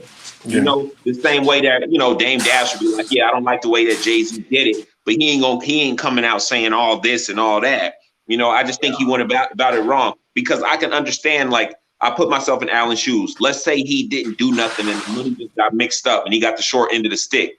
Now he could be adult about it, more mature about it, and say, like, you know, they messed up, they're wrong. But or you can go ahead and be petty, like, oh, that's what we gonna do. Now I'm about to air it all out. And now once you get dirty, now you look dirty. You know what I'm saying? But if you would have kept it professional, like you was doing while you was going around the world in the JBA and having meetings and stuff like that, you would have looked like a solid dude. So, like, at the end of the day, I would have hoped that, you know, their friendship was real and Allen didn't take nothing. And, you know, the bigger people got involved that didn't want to see, you know, entrepreneurship and ownership, and got the short end of the stick. I actually hope that happened, but because the way he acted, I'm real skeptical of it. Yeah. Here's what I'll say, bro. You got Ball Facts, the channel. You done been hustling and grinding to build it to what it is today. Now, tomorrow, I take that shit away from you. And then I tell folks, yo, I took it away from you because you was out here scheming and scamming and you ain't shit. And now you don't have no access to the Ball Facts channel, the money gone, the brand, the merch, everything. Nobody even want to hear you talk because they think you a scam and a schemer. And you gonna come into the internet and it'll be like, no, but AB the Hero, a good guy, man. He took my channel and I can't feel my brand. It ain't mine no more. But I'm gonna do the right thing, even though the shit that I done built, put my money. That's up, different. I'm doing it's right. It's a little different than that. If it was your content, but I put some front money up in it, and then my man up here in the other side of the screen with us came in and, you know, messed up your mind and told you some lies and this and this and that, it'd be different. It didn't like you just came up underneath and tried to steal my channel. Like, things went into it, you know, and it wasn't all of his, you know what I'm saying? Yeah. But I do understand, like I haven't put a stamp on it, like I'm for sure positive that Allen did this and he's a snake. Like I'm not for sure positive, not at all, you know? You just saying that it's pretty much like suspicious that I think that even if it happened or if it didn't happen, it could have been another way. But I can understand where AB coming from too, because you got ESPN trying to break up this black-owned organization. You know what I'm saying? Just like these people came from nowhere and they just starting to take over. You know what I'm saying? They taking over the social media. They taking over everything. They started the JBA. There's now colleges have now changed their rules strictly because of the LeVar Ball effect. So I can see, like, ESPN breaking it up. They did the same thing with the Black Panthers. You see what I'm saying? They got in, they infiltrated. So it's like I can't. The same shit with the Black Panthers, man. Come Yeah, on, that's what I'm saying. Like, that's what I'm saying. I don't know Allen or anything like that, but I can understand why AB feel like that because AB, they put him on another scale that he was able to travel the world by this one man calling him, and you know what I'm saying, and believing in him to come in and do something totally different outside of something you probably would have done. You know what I'm saying? And here's what I say. It's not even. It's deeper. It's like if you know somebody. You know what I'm saying? Ball facts. Me. This is my bag of ghosts here. This is my brother actually. You know what I'm saying? Hop on here. You know what I'm saying? But peace, brother. Me and you, we didn't talk a decent amount ball facts. You know what I'm saying, or whatnot, right? And so we don't like know each other. You know what I mean? But we cool enough, right? In the event tomorrow, the internet come out and be like, damn, that boy ABD Hero is out here on some bullshit this whole time. You know what I'm saying? You will be like, I would hope before you go and be like, damn, record YouTube, bro. AB Hero's on some snaky set fuck ass shit this whole time. You will hit me or be like, bro, tell me what's going on. Let's talk. Let's figure this shit out. Like, bro, I hope you ain't, you know what I mean? Like, and then I hit you, I'm like, bro, I'm out here down bad. You know what I'm saying? Like, shit got weird. You know what I'm saying? They lying on me. They lying, yeah. Like I would hope that that's what you would do. So I feel like that's what it is with that situation is that like. And I've always respected you for that. I've never said like, oh man, you need to drop that and go ride with Allen. And just for the record, after that interview came out, you know how many people hit me up and was like, bro, let go of AB. He with Allen. Let him go. And I was like, no, he's a solid dude. So I 100% understand. And let him go. Also, let him go. So I've talked with him a bunch of times, right? Like, I think that prior to we went to the USA tour, because when we did the tour in Europe, LeVar was there like damn near the whole time until he left with Melo. Allen came and went. So like prior to that, I had a ton of conversations with Allen, like just travel, you know what I mean? Everything. Then when we went there is when I actually got to sit down and just be talking with LeVar a ton. So like I probably had more conversation like on the phone, like text message with Allen than LeVar and all of that stuff. So it's not even just like he gave me a great opportunity or hooked it. You know what I mean? It's just that like I've talked to him. I heard about like, and so tell me about your past. You know what I mean? Where you come from, what you you know what I mean? And build some rapport and all that. So for me, even if they came out tomorrow and was like, yo, Ball Facts really. You know what I'm saying? He stole his logo from somebody else and was I still wouldn't come out just off the strength. Even if I was like, damn, that was cold-blooded, I wouldn't be like, damn, bro, I'm shitting on Ball Facts tomorrow. So that's part of what it is that I'm not even like I don't know or think that he wouldn't do it or some shit or he holier than now. He just a saint and would never make a lie or do anything. I'm not saying that. It's just that I also because I know him, would not come out and be like, yo, this dude ain't shit. You know what I'm saying? The same way I wouldn't come out and say that about LeVar. I wouldn't come out and say that about Melo, Zoe, none of y'all. You know what I'm saying? I just wouldn't do that. I'd rather not speak on it than to speak ill on it. You know what I'm saying? Is a way that I look you're at different than Allen. Yeah. Exactly. Yeah. Now, but that's also, I didn't lose nothing. Now, if they came out tomorrow and was like, yo, we've been watching AB the Hero channel, F him, he ain't shit, you know what I mean? And then start trying to cancel me, intentionally attacking the boy, then I might upload one of them R-rated AB the Hero videos, you know what I'm saying? Or some shit. I don't even think that'll happen, dog. No, it wouldn't. It would not happen, you know what I'm saying? Like, I told Ballfax this when we did the interview, you know what I'm saying? Like, I was being honest with him in there, and folks hit me and was like, yo, AB, like, we seen this interview that you did with this Ballfax dude, and it was kind of crazy. Like, what's up? Like, and I was the same thing. Like, yo, it ain't that I'm, like, picking sides or, like, trying to, or, because that was the same thing. They were concerned that I was being paid or like somebody was in my ear or working me to say certain things or, you know what I mean? I'm like, nah, that ain't the case. Like, I'm just not finna come out and slander old boy just on the strength of, you feel me? So Yeah, I got that's you. the thing, man. I feel like a lot of people need to know, bad people can do good things too. You know, good people can do bad things. We're all human. You yeah. know, when it comes to us, that Allen guy.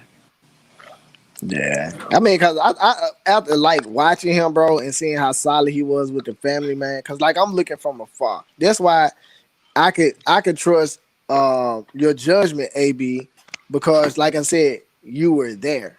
Like you was able to experience what we didn't experience. I watched the games and I'm listening to you, so it's like, Yeah. Right. and then I ain't never heard you say, yo, the family didn't take care of me.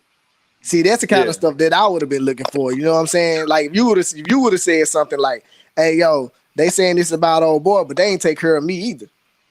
Hmm. See, Mm-hmm. I didn't hear that, so it's like now I'm like, "Yo, did Allen really do this stuff?" Because like everybody else, other than the players, like some of the players said they didn't get their check and little stuff like that, and I'm pretty sure it's because everything was just everywhere. I think it didn't look really organized. You know what I'm Yeah, saying? Like yeah. as it should have been. I think to Ballfax's point that he was saying earlier, like some people just built. If they hadn't have taken care of me, I wouldn't have said that anyway. You know what I'm saying?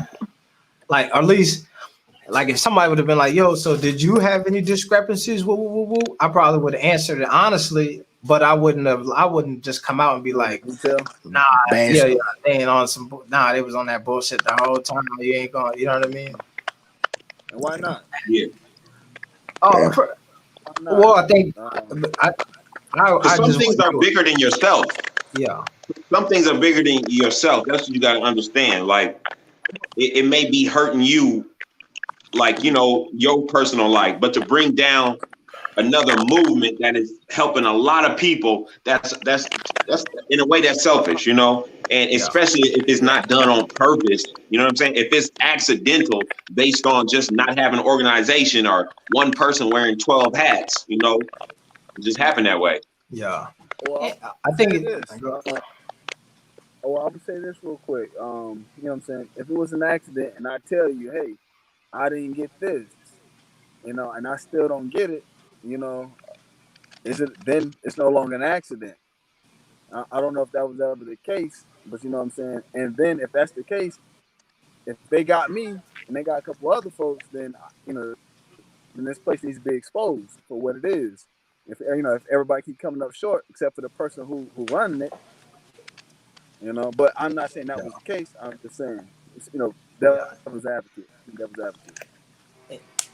I think, and here's what I'll say. Right, from Mm-hmm. my experience, I like this is one thing that happened, and this is why also like I don't feel like compelled to just be like shooting nobody down. Anybody hear that? Like sound like some birds clapping? Yeah, that sounds horrible. Yeah, man, I heard too. That's why I just put my mic I on think mute that's while your y'all brother, talking. AB. Oh yeah, That huh? might be me. Well, that might be me.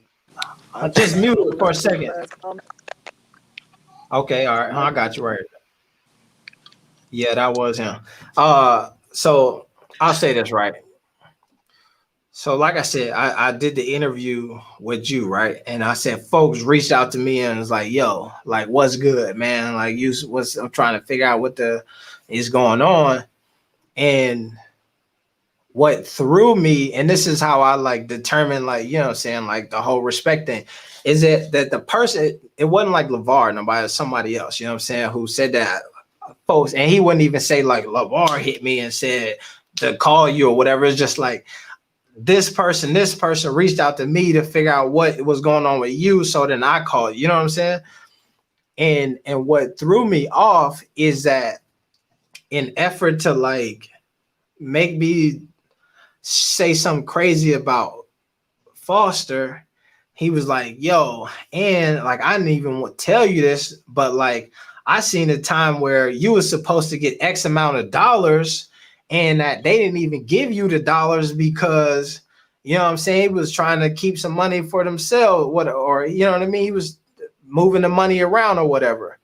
And to me, I was like, "Yo, you can't tell me that you watch some dude scam me, but you didn't say nothing because in that time it was beneficial for you to not say nothing, right? Yeah, because now I'm looking at you crazy, not him. Exactly. And then now you telling me to not say, you know what I'm saying? Like it didn't sit well with me. Like that was the reason to like not say something. It was like, yo, don't do it. Don't try to be so. They were trying to like, don't be on the fence about it because he scammed you too. You know what I'm saying? And I knew he was scamming you, but I was about to get some money off of it, so I didn't even say nothing to you. So I'm like, bro, all right, bro, it's. We also got to look at this though, because there is responsibility. He is if you are the person that takes the money at McDonald's and the drawer comes up short because it was rush hour, you miscounted, whatever the reason may be, that's your drawer, and they gonna come to you about it. Like, you know, it's unfortunate if it happened that way, but you know, he didn't delegate some of his responsibilities to other people, you know, get help with this or that, and the drawer came up short. So now you find yourself defending yourself, but that's like life. You know what I'm saying? It's not like like they did the man so wrong. It's like you mishandled your job, whether it was on accident, intentional. Like you're going to have to answer for those numbers. You know what though, man? I agree 100%. And like, damn, see, I feel like I always be trying to like it feel like I'm trying to take up, but I'm not. You know what I'm saying? I'll say one of the things that's super dope about what they did that like will never be replicated is that they literally were moving faster than like the speed of light with the shit that they had going. If you think about how big they shit got in comparison to like Under Armour or like Nike, you know what I'm saying? Where Nike was at or Under Armour's at after year 5 and 10, like that's where they was at. You know what I'm saying? Like 1 year in, 2 years in, shoes on the line, folks selling them, you know what I'm saying? Like national placements, WWE, you know what I mean? Like everywhere they talking about your shit. Nobody was talking about Nike for the first 3, 4, 5 years. Jordan didn't even want to mess with, you know what I'm saying? Like he was finna go sign with Converse for cuts. You know what I'm saying? I heard this thing where Nike offered Magic Johnson stock options and he turned it down for cash. That's how much folks want messing with Nike. And this after they had been around for 15 years. You know what I'm saying? Yeah. So like what they had done was so crazy. The whole basketball league, like literally they put together a basketball league in 6 months. And it went off and like they managed to damn near make it through the whole thing. The whole season, half of the trip through Europe, you know what I'm saying? Like but what you're saying is true. And in the fact is still that he bit off more than he could chew, Allen. You know he should have got some more people, right? Like that's too much. A league in 6 months, you skyrocketed higher than Nike. Like, you know what I'm saying? You're right. You're right. But what I'm saying is that's a fact, and it's not like in defense of him. But what I'm saying is like in the whole organization should have realized that like we doing a lot. You know what I'm saying? A lot. And the shit costs money. So like, yeah, you can go get a bunch of people. But then what happens is that's how I got into the thing. It's like, yeah, you could go hire a official commentator from ESPN or somebody to do it, but you're gonna have to give them a different bag than you're gonna have to give them the dude we just picked up off the YouTube. You know what I'm saying? You could go hire a legitimate GM, somebody who was over at the NBA or whatnot, and bring him in to run the league, but it's a different bag. You could hire all of these different people, but the bags look different. And when you are moving that fast in grassroots, like you can't afford to do it, especially if you feel like you can do it yourself. So my thing is that in the event that when the people come to you and be like, yo, your boy might be hey man, young elder with the what they call that? The super chat, man. I appreciate that. You feel me? We need Melo in Detroit. Blessings. Bliss. So that's how I'm give the super chat. Hit that super chat up. AB, stop playing with your man. Real quick, hit it up. I hit it. Yeah, man. Shit. So that's all I'm saying. I agree. When they mess with your bag, you know what I'm saying? When they call, you check your register at the end of the night, you got to be able to account for it. You know what I'm saying? And what I'm hearing, and this is so like when the brand split up, it kind of split down into two different factions. Obviously, like the folks who went with Alan Foster, the folks who went with LeVar. The folks who worked on the brand day to day, who worked in the factory, who traveled behind the scenes with the like doing merch and shit and the actual like shoes and all that, they went with Foster. Like obviously the boys, some of the folks who like are a bit higher level, they went with LeVar. And so internally the beef was folks wanted to go with LeVar and them, but they were like ready to like, nah, bro, we cleaning. I don't want none of y'all around. You know what I'm saying? So it's a lot of drama in that whole situation that like when you talked about earlier of like if it got to be bigger than you at some point. Like to me, what I would have wanted to see them both do is when the ESPN and them come calling, just be like, nah, bro, we don't want to hear it. And then go get 5 minutes in the room and box. And then both of them come out lumped eyes. And then like, all right, we're going to get back. You know what I'm saying? Put the money back if you took it. Woo, woo, woo. That's what I would have loved to see happen. You know what I'm saying? But I got a question. Go ahead. I got a question though. Like even with all of that, like I don't mean to change the narrative, but like I said, AB, you was around. So even with these people out here, they're selling big baller brand stuff now. You know, it's people on Instagram, they're selling big baller brand stuff, all that kind of stuff. Like to me personally, like, is this old stuff that wasn't sold to people that went with Foster? Because it's like 3 people I know that legit got these shoes, that legit got this stuff, and it's like, and I got so much of it. You know what I'm saying? I never had a problem with my orders. You know what I'm saying? They always came right. I got the old box of slide out joints with the shoes wrapped up. Like I was a real supporter of the brand. You know what I'm saying? Like these people on Instagram and stuff, like how are they getting this stuff, man? Are they still with the brand and they like overpricing it for a reason? Because they still selling LaMelos for like 300, 400. You know what I'm saying? Which is crazy. No, I'll say this is that to my understanding and to my knowledge, you know what I'm saying? When this shit split, there's a warehouse. And folks felt like I own 33 and the third of the company.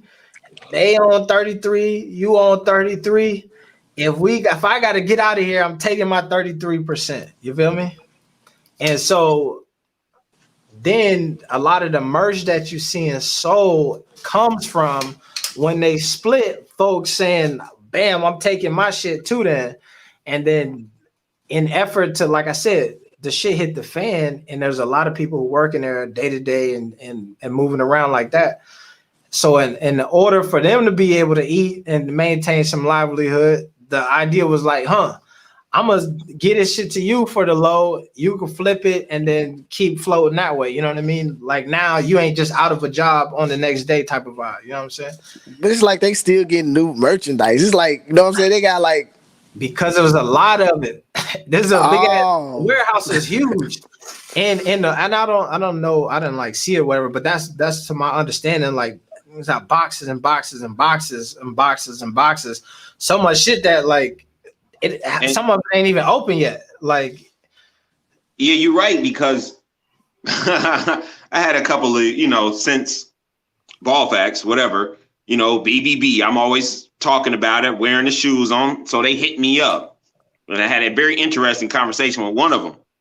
But at first I was like, what is this? Same question as you. Like, what are you talking about? So I'm like, what size you got?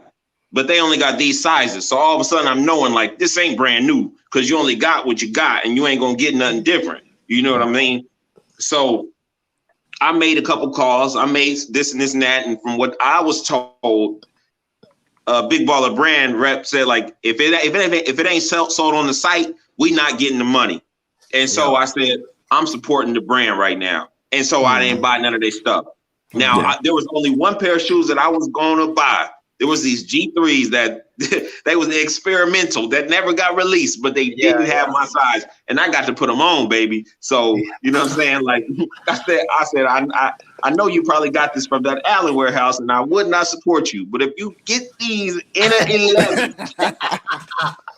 I will be a hypocrite. I will be a hypocrite. That's how I feel about the all red Zoes. Man, I tried to get them joints, man. This dude got them like right now, dude. He said he got like 3 of them my size. I'm like, but last week you didn't, like the last month you didn't have them. But it's like he got 3 pair. I'm like, how you still getting these Zoes? You know what I'm saying? So that had to be a huge warehouse, bro. Cause this happened this stuff happened at the beginning of the year, like last year, all this stuff with Allen, and they still getting new merch, like more stuff. That's crazy to me. Let me see, man. The warehouse is huge. Let me see if I can find this video, man. I had a video in the warehouse that we did many moons, but it's huge, man. They got a lot of space in there. A lot of. Is it the warehouse from the show? They got a new warehouse now that I actually believe is smaller than like the original one. It's just not in the ghetto. Hey, AB, how you feel about LeVar still selling MB1 merch? Not the shoes, but like the shirts and stuff. They made it, man. He got. They own it. They own it. They own it. Yeah. Yeah, like he made it. He got to sell it, man. This one here. Let me see. Young AB. Young. Man, you got so much BB stuff, man. I honestly, all right. So here we go. Okay, that's the one from the show. Yeah, the original, the older one, the original. Yeah. So now imagine, like this is what the warehouse looked like before the G3s came out. I think the Melos was out here, the ZO2s. There's hoodies and shit everywhere. All these boxes to the left here. Let's see. Can you see? All of this here is sneakers. You know what I'm saying? All of this is sneakers. This whole back row is sneakers. And all of these here, that's like t-shirts and hoodies. You know what I'm saying? So it's a lot of sneakers. And these all ZO2s at this point. You know what I'm saying? ZO2s, MB1s and stuff like that. So they had a lot of stuff, man, just sitting there. And this is from the first version. By the time the shit hit the fan, they had already came out with the second ZO2s. So then they had still all of this shit plus second ZO2s coming. You know what I mean? So they had the merch, man. It was ridiculous, man. So if they walked away out of the warehouse with all of that shit, man, you see that it was bananas, man. So you think Zoe gonna wear his shoes next year with this coming season? Nah, he wore Nikes all this season, right? Yeah, but he just came out with the song and everything saying that he's not leaving the brand. You think he's still gonna wear the shoes? I want to say, from what I hear, folks say that the songs and all that shit was recorded a long time ago, and he just came still with it. But I don't think he in the shoes no time soon. They got the slides, everything here, man. I will say slides, the slides. Ball Facts ain't got no slides though, man. He I got like comfort. These things are the most comfortable things I ever put on my feet. Like for real, these slides are the most comfortable things I've ever put on my feet, dude. Let me see, man. That's a good promo right there. The what?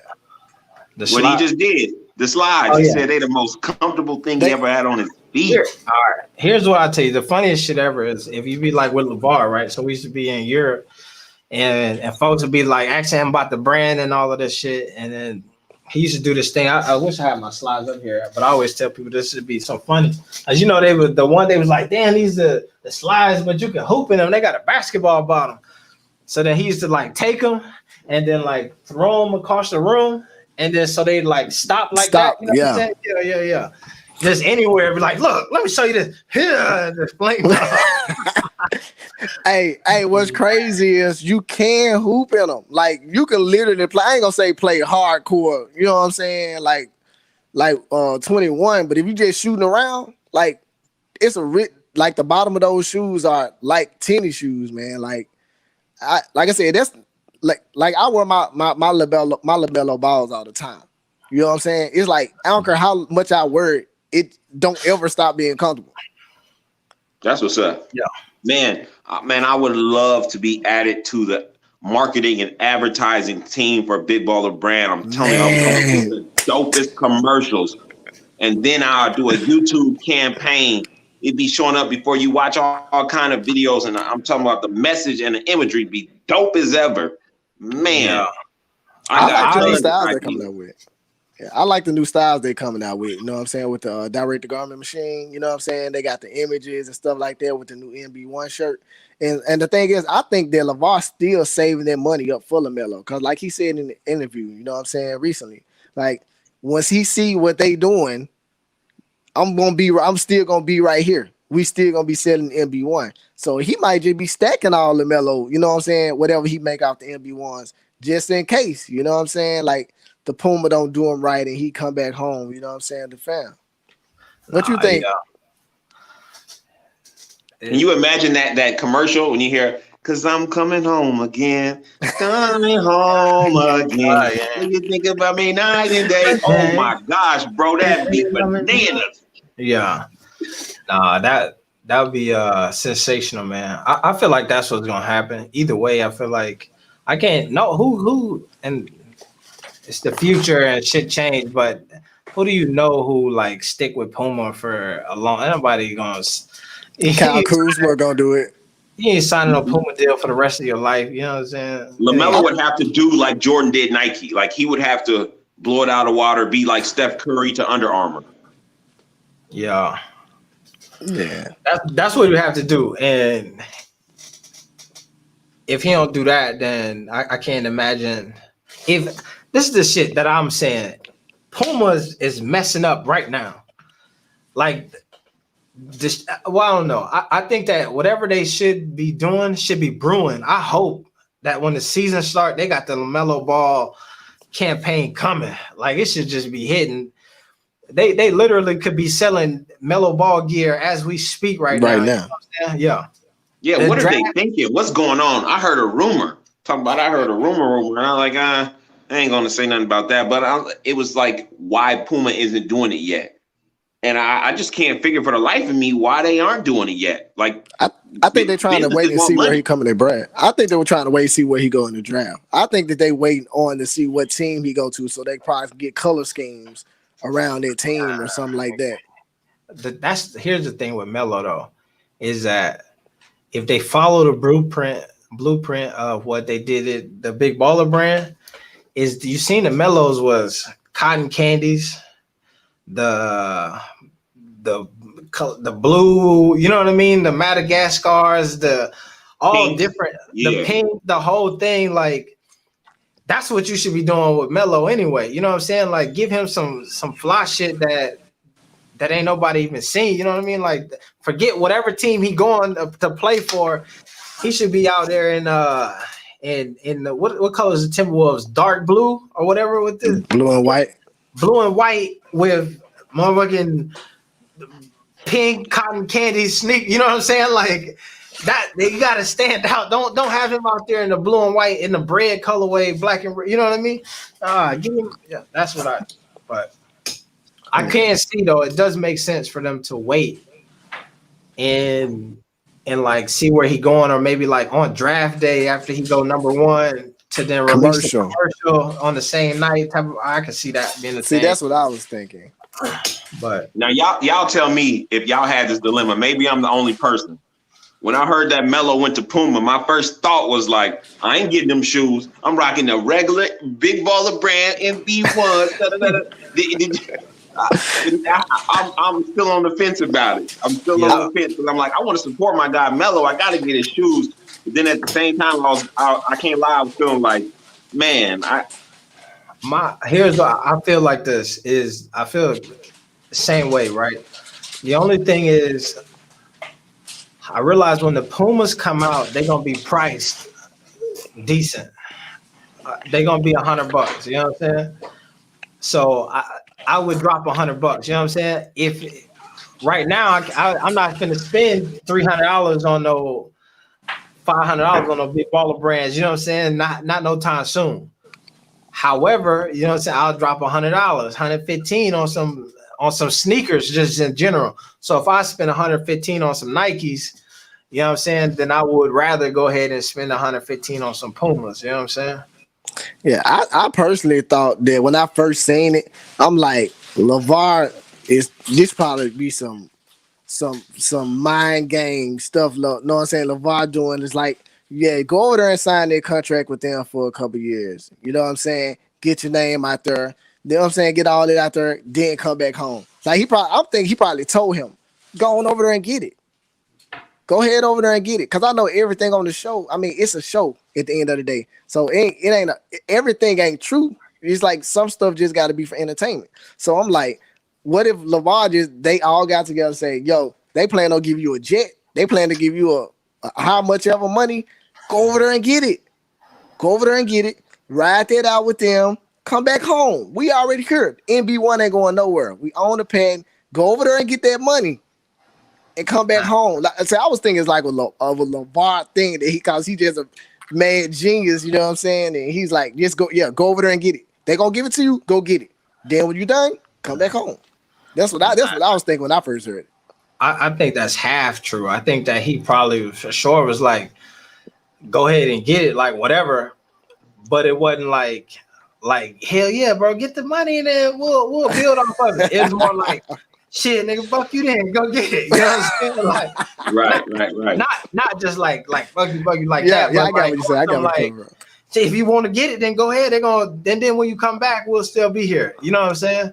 Yeah, but that's what I got you. Yeah, but not like, yeah, bro, like, yeah, get the money then. You know what I'm saying? When they pay you, put me in, you know how they do. Like they get a contract where, you know what I'm saying, my homeboy worked for the company, he on $400,000 a year salary, you know what I'm saying? The D Rose with Adidas, he got like 6 homeboys who make $400,000 a year for being like consultants or whatever for D Rose or some shit, just in the contract. You know what I mean? Yeah. So I can see, it ain't that move. You know what I'm saying? It's more like, bro, like you on that bullshit. If you think that's what's good for you, go ahead and do it. We're gonna be over here getting the bread. But I kind of like what LeVar said, which I feel like if it's your shoe, you should wear it. But last interview I seen LeVar, he said that with my boys' brand, they not stuck down on wearing one brand. Like if they at home, they with the big baller brand. You can wear Nikes when you want to. You can wear the baller brand when you want to. You can wear this and that. But when you stuck with Puma, you stuck with Nike, you only can wear those brands.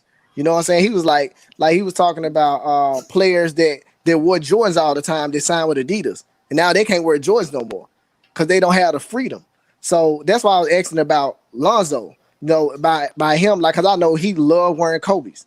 You know what I'm saying? He comfortable in them. That's what he like wearing. So it's like by him being in the brand, like he can wear a big baller brand some game, he can wear Kobe some brand. Like he literally got the freedom to wear what he want to wear. Right. I will say, I think that like makes sense, and that's a great soundbite. You know what I'm saying? But I feel like the reality though is that if you're trying to sell sneakers, like you want wear your sneakers. You know what I'm saying? If you're trying to sell I agree with you, and hoodies, wear your t-shirts and hoodies. You feel me? So like I remember there was some like points of tension at times where that was like the narrative that the people that was, you know what I mean? Like shit, BBB, you can wear whatever you want. You know what I'm saying? And then I remember like being around and then hearing like, and then them even talking to me about it a couple times of like what is it? You know how before the NBA games, all of the players come through, they put on their Fendi and they got the stylists get them dressed and the whole thing. You know what I mean? And then so like if you're an NBA player, you want to take part in that. You know what I'm saying? You want to wear some designer and put on some extra bag. So that was the thing with Zoe, is Zoe want to get all fly or whatever. And they like, bro, but this is like critical moments that You like can you could have represent. pictures of and represent the brand, and it'll be bigger for us than it would be for you to like just look cool in some shit that you put $25,000 on. And then the ideal of like, if that's what you like, then like, let's just go make that, put a BBB on it, and you could look just as fly, but it be your own shit. You know what I mean? And like that's the thing where I think maturity and just being young and not having the skin in the game is like, nah, but I want to get fly. You know what I'm saying? And then that's some of the tension I think too with Foster and them folks was like, he was partially the one who was, if you watch it on the show too, him and Zoe bump heads a bunch of times with that type of shit. But it's like they was starting to have a lot of friction just off of small shit like that. You know what I'm saying? But that's big though, because it makes sense. You know what I'm saying? Like if you were if this is your brand, you should see it more than anything. It's just like when I see Diddy. You know what I'm saying? Diddy got Sean John, but I never see him in it. You know what I'm saying? Every time I see Diddy online on shows and stuff, he's never wearing Sean John. So I'm like, how you want me to wear it and buy it, but it's your name and I never see you in it? Yeah. When it first dropped though, you seen him in it. You know what I'm for saying? sure. When it first dropped, He ain't barely trying to sell it like he was. But I will say this: some of the Sean John stuff that's out now, it don't have a big Sean John on it like it used to. I'm talking about it's like a silk shirt, and you don't know it's Sean John. So sometimes he still be rocking that, and you gonna see him with a bottle of Ciroc in his hand though. Like whatever he's pubbing, that's what he gonna pub. And that's like, I felt like, now I don't know this for a fact, but I just felt like when I watched LiAngelo play, most of the time I seen his shoes on his feet. So you wearing it, I'm gonna support you, Jello. I'm gonna wear it too. I see you, and it look like it's dependable for you. The ankle support is good. You dropping buckets in it. That's what I like to see. You supporting your brand. I'm gonna support your brand. Mm-hmm. Yeah, that's how I feel about the ZO2s on the .com now, because like I want to wear them and I want to buy them because I don't have the new pair of ZO2s. So I'm like, I ain't seen him in it since he left the Lakers. You know what I'm saying? Yeah. Like, so it's like, I want to support the brand, but the his name on it, but I don't see him in it. Yeah, you know what I'm saying? Like, I like that's how I feel about it. I still want to support it, like, and I'm still gonna give me some. But the thing is, like, I want to see you in them too, bro. Like, cause you inspire me, you and your family inspire me to even look into y'all and get these shoes and support y'all. But if everybody ain't down, it's like, is it just LeVar brand now? LeVar and LiAngelo? Is it just a brand now? That's why I think LeVar need to come out with his own shoes. I heard you say that. Out with the LeVar ones, you know what I'm saying? Put $1,000. It's gonna be $1,000, but you know what I'm saying? Let me see this. What do you think? My man here did the super chat about an hour ago, talking about Melo in Detroit. You know what I'm saying? What would you like to see that? I personally, I just want to see him in the NBA. Like, I don't think I have a actual team. I think Detroit would be an awesome fit. You know what I'm saying? Especially they let go. Gosh, what's his name? Number 21, tall guy. Don't worry about it. But yeah, don't even worry about it. But you know what I'm saying? I think I like to see him ball anywhere. You know, I just want to see him in the NBA. Yeah, you know what I'm saying? Like for him to go the route he went, I love the route. You know what I'm saying? Like the experience. You know what I'm saying? It's 16 playing against these grown dudes overseas, then going to the Drew League, doing his thing, like, and then going back overseas and getting Rookie of the Year and stuff like that. I just want to see him play. You know what I'm saying? So wherever he drop, I think I'm fine with it. Yeah, it's almost seemed like it's gonna be surreal. I don't want to sound weird or nothing like that, but like to think about Lil LaMelo Ball now in the NBA, like that's crazy to me. Like, that's like a story. You could write it. You know what I'm saying? You would watch a Netflix movie about this. No, this is real life. This is a movie. That's why LeVar said, why would you not draft him? Why would you not want to be the team that gets this story? LeVar freaking put flames on fire, and you know what I'm saying? He stoked it up, and now you get to have this fireball? Man, you will be crazy not to get LaMelo Ball. I don't care what team you are. You dumb as rocks to not get LaMelo Ball. That's hey, I got a question for y'all.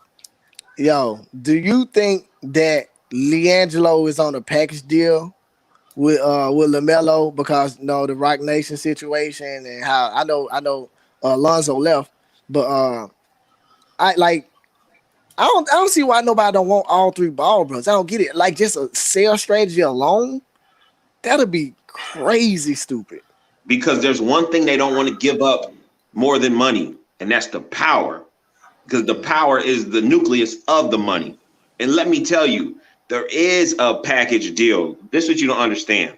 This happens all the time. People just think it's fairy tale because it's the Ball brothers. You have brothers that can hoop on the side, and they always get a look at. Why? Because you want to cater to somebody on your team that you like. Just like Magic Johnson literally told LeVar, like, we're going to look at all your boys.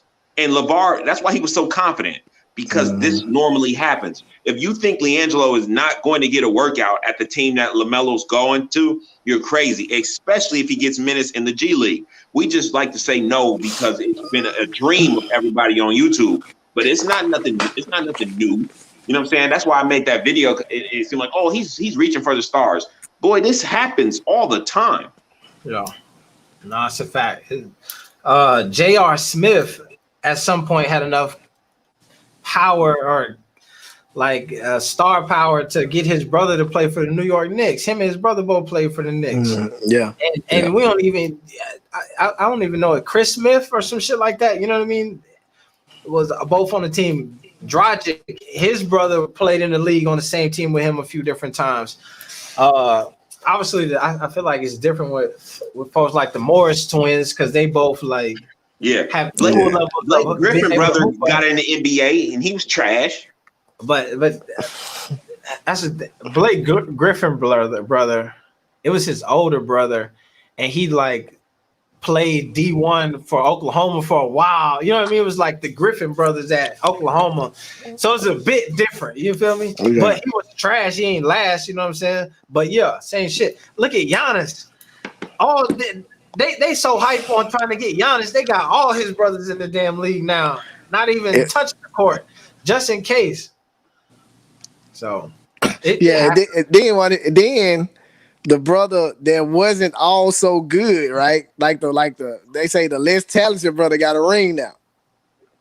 Right. NBA champion. Man, I'll be talking so much shit at the dinner. You got the MVP, but you ain't got one of these. When you gonna get one of these? Giannis the ring. Giannis like put your hand down. Yeah. It's a team sport. You got the MVP, but in the team sport, that shit don't matter. Giannis gonna be like, you played 0 minutes of the whole series. Boy, shut up. And I still got a ring. That's what I say. Big, nasty ring, too. You know it's gonna be huge. It's gonna be holding off his dumb. Yeah. And it's like 24 diamonds for Kobe in it. Watch. Yeah. I can see that. Yeah, I can see that. I mean, this is the most historic playoffs as well. You know what I'm saying? For them to go out like that and win it the same year Kobe passed, you know what I'm saying? And the former owner of the NBA, like it was a fairy tale ending. You know what I'm saying, with this last NBA Finals, man. It was beautiful to see. I ain't gonna lie, I love what he was doing. Man, buckets, man. Jimmy Buckets, like he just ran out of gas, man. This man, that's the most minutes, like I almost said playoff history in the game this man played. You know what I'm saying? But he had to have 2 perfect, amazing games for them to win, though. So I can see the Heat making changes next year, you know what I'm saying, around Jimmy, because they know they can do it now. I feel like, he established himself as a superstar in this league. You feel me? As a winner. Skip Bayless don't say that. Skip Bayless don't say nothing about nothing. Jimmy established himself as a superstar as a leader, as a winner. And I feel like I don't know who on the free agent market right now in this moment, but if you're a free agent, you trying to get to Miami right now. Yeah. Let's be clear though. Come on, AB. Let's keep it real. We got to keep 100 on Jimmy Butler. Keep it 100. Don't listen. He be hating on Jimmy boy. Golly. Listen. Go ahead. All right. My 40-point triple-double. They got him in the list. Jimmy team in rebounds, points, and assists. Come on, let's be honest. LeBron James, Magic Johnson, Jimmy Butler, man. 40-point triple-double. Let me know when you're done. Jimmy Butler. Come on. 22. Number 22. The only person, and Jared West, the only person to win a game with a 40-point triple-double in the finals, Jimmy Butler. Let's be clear. Jimmy Butler is in his 30s now. He just now reached in the bubble superstar status. The man hasn't averaged 20 points for his career. Evolving. So let's say now in the bubble is when he basically bloomed. He flourished. He hit puberty. It's time now. He went over the hump as a superstar. But can he do it next year? You got to average more than 20 points. Now that you solidify, you a superstar. When the Heat come back down, why do you need an extra piece? If you the superstar, play them games. If Jimmy Butler can get average 27 points, they don't need another person. Tyler Hero, Robinson, everybody around him, Bam, they all good as long as he continues to do what he's done. I'm not going to throw shade on Jimmy Butler and say he's not a superstar now. I'm going to say before the bubble, he wasn't, bro. He just wasn't. And now he's got to prove that, okay, the bar set this high. I've jumped over that, and now I'm going to stay up there. Are you going to maintain it? Come on, Jimmy. Man, I hear you. I hear you. He has ascended to superstar status in the playoffs, is what I'm going to say, which is where everybody does it at. In the playoffs, you could be Giannis Antetokounmpo, and you can get the regular season MVP, but what make you a dog and a legend is when you do it in the playoffs. And so now we see Jimmy in his first opportunity where this is like, bro, here go the ball, this is your team, you handle business. He go ahead and he get over the hump, which speaks to all of the times where these coaches made the wrong decision when you got him on Philly and you got Embiid and Simmons and you trying to figure out who team this is and we want to get y'all the ball and the whole thing. Everybody kicking themselves. The Clippers right now is kicking themselves. In the same offseason, Jimmy Butler went to Miami and Paul George went to LA. You mean to tell me we could have had Kawhi and that Jimmy Butler? Jimmy Butler ought to be kicking himself because the 76ers was a better team. He was a bad locker room guy because Jimmy Butler doesn't. No. Jimmy Butler doesn't know how to play his role. Jimmy Butler.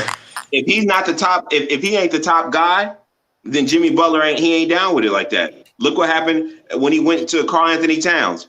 The knock on all of these players who Jimmy Butler has played with, when you think about Embiid, think about Simmons, Karl Anthony Towns, was there somebody else up there? Wiggins. All of these dudes, people will tell you that they don't want it. They confused. They game not all the way solid. They not dogs like that. Embiid, he can't stay healthy. Folks think he damn near rather be on Instagram than really hooping. Ben Simmons so scared he won't shoot a 3-pointer if you put a gun to his head. That's how bad he don't care. I'm not shooting it. Jimmy Butler shoot a little bit more than Ben Simmons from the 3-point line. Cut it out. A little bit, but damn, at least he shoot it. Ben Simmons made he throw it away, man. Anthony Towns soft. Somebody, my man Lavelle Jones said this here. Let me put it on here. Soft as cotton. Karl Anthony Towns, soft as cotton. Wiggins, They gave him all that money. He ain't did nothing. First round pick. LeBron, so smart, got him up out of Cleveland. We don't need you. Give us. He wrote the letter and didn't even put his name in it. He knew from the jump. I don't even want him in here. Got him out of got him out of there. All of these dudes he played with, they character is in question. You put Jimmy on a team with these young bulls, the Tyler Heroes, the Bam Adebayos, the Duncan Robinsons, and he say, I got broad shoulders. Jump on my back. I'm gonna give you 40. Come on, man. Come on now, though. Everybody's seen The Last Dance, and you heard the stories before The Last Dance in lesser detail. But what happened when Michael Jordan had soft teammates? Would he slap them? Would he fight them? Would he get them in shape? Would he ride them? He would make sure they was on point because he didn't play that. Jimmy, all of a sudden, he get a soft teammate. Now he can't deal with it.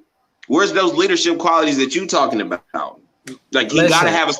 Jimmy Butler is a great player, but he needs specific conditions to flourish. That's what I'm going to say. I think the only players in the NBA that can do something even similar to what Michael Jordan did is LeBron James.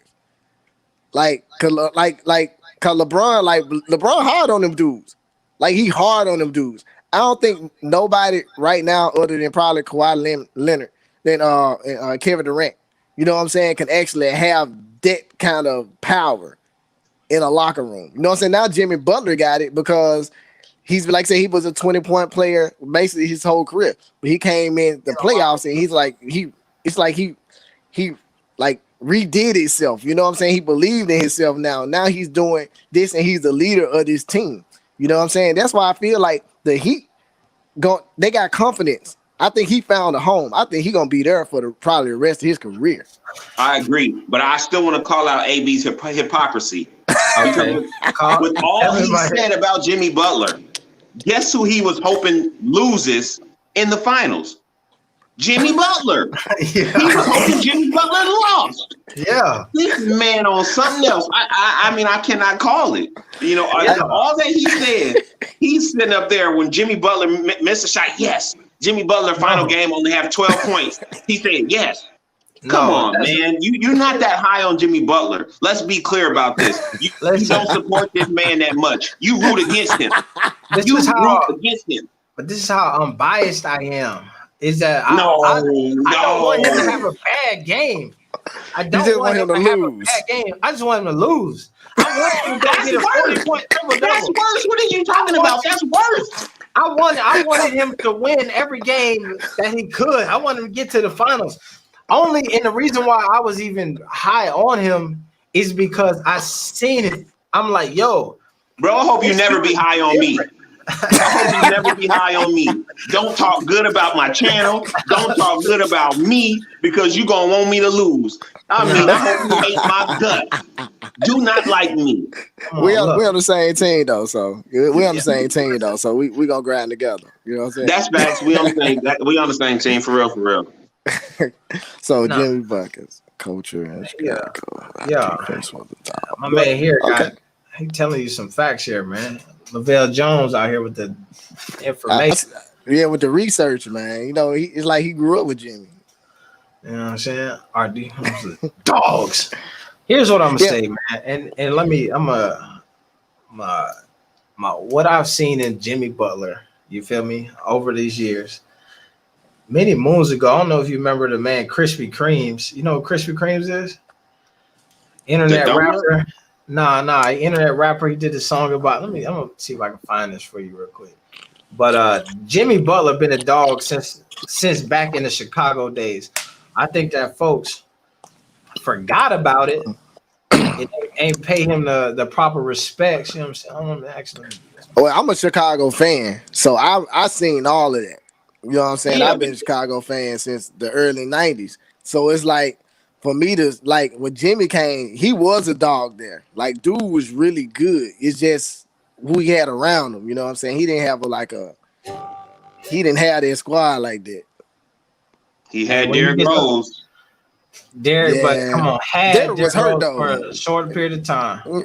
Hey, Derrick Rose was hurt too. You know what I'm saying? So he wasn't giving 100%. You didn't have it. Yeah. It's a difference between being a dog and a superstar. Jimmy has always been a dog. Those are facts. But he didn't have the skill to be a superstar at one point. And that's just what it is. Come on, man. For real. That's not the case.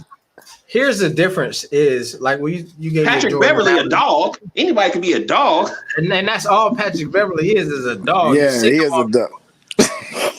a small dog in the NBA.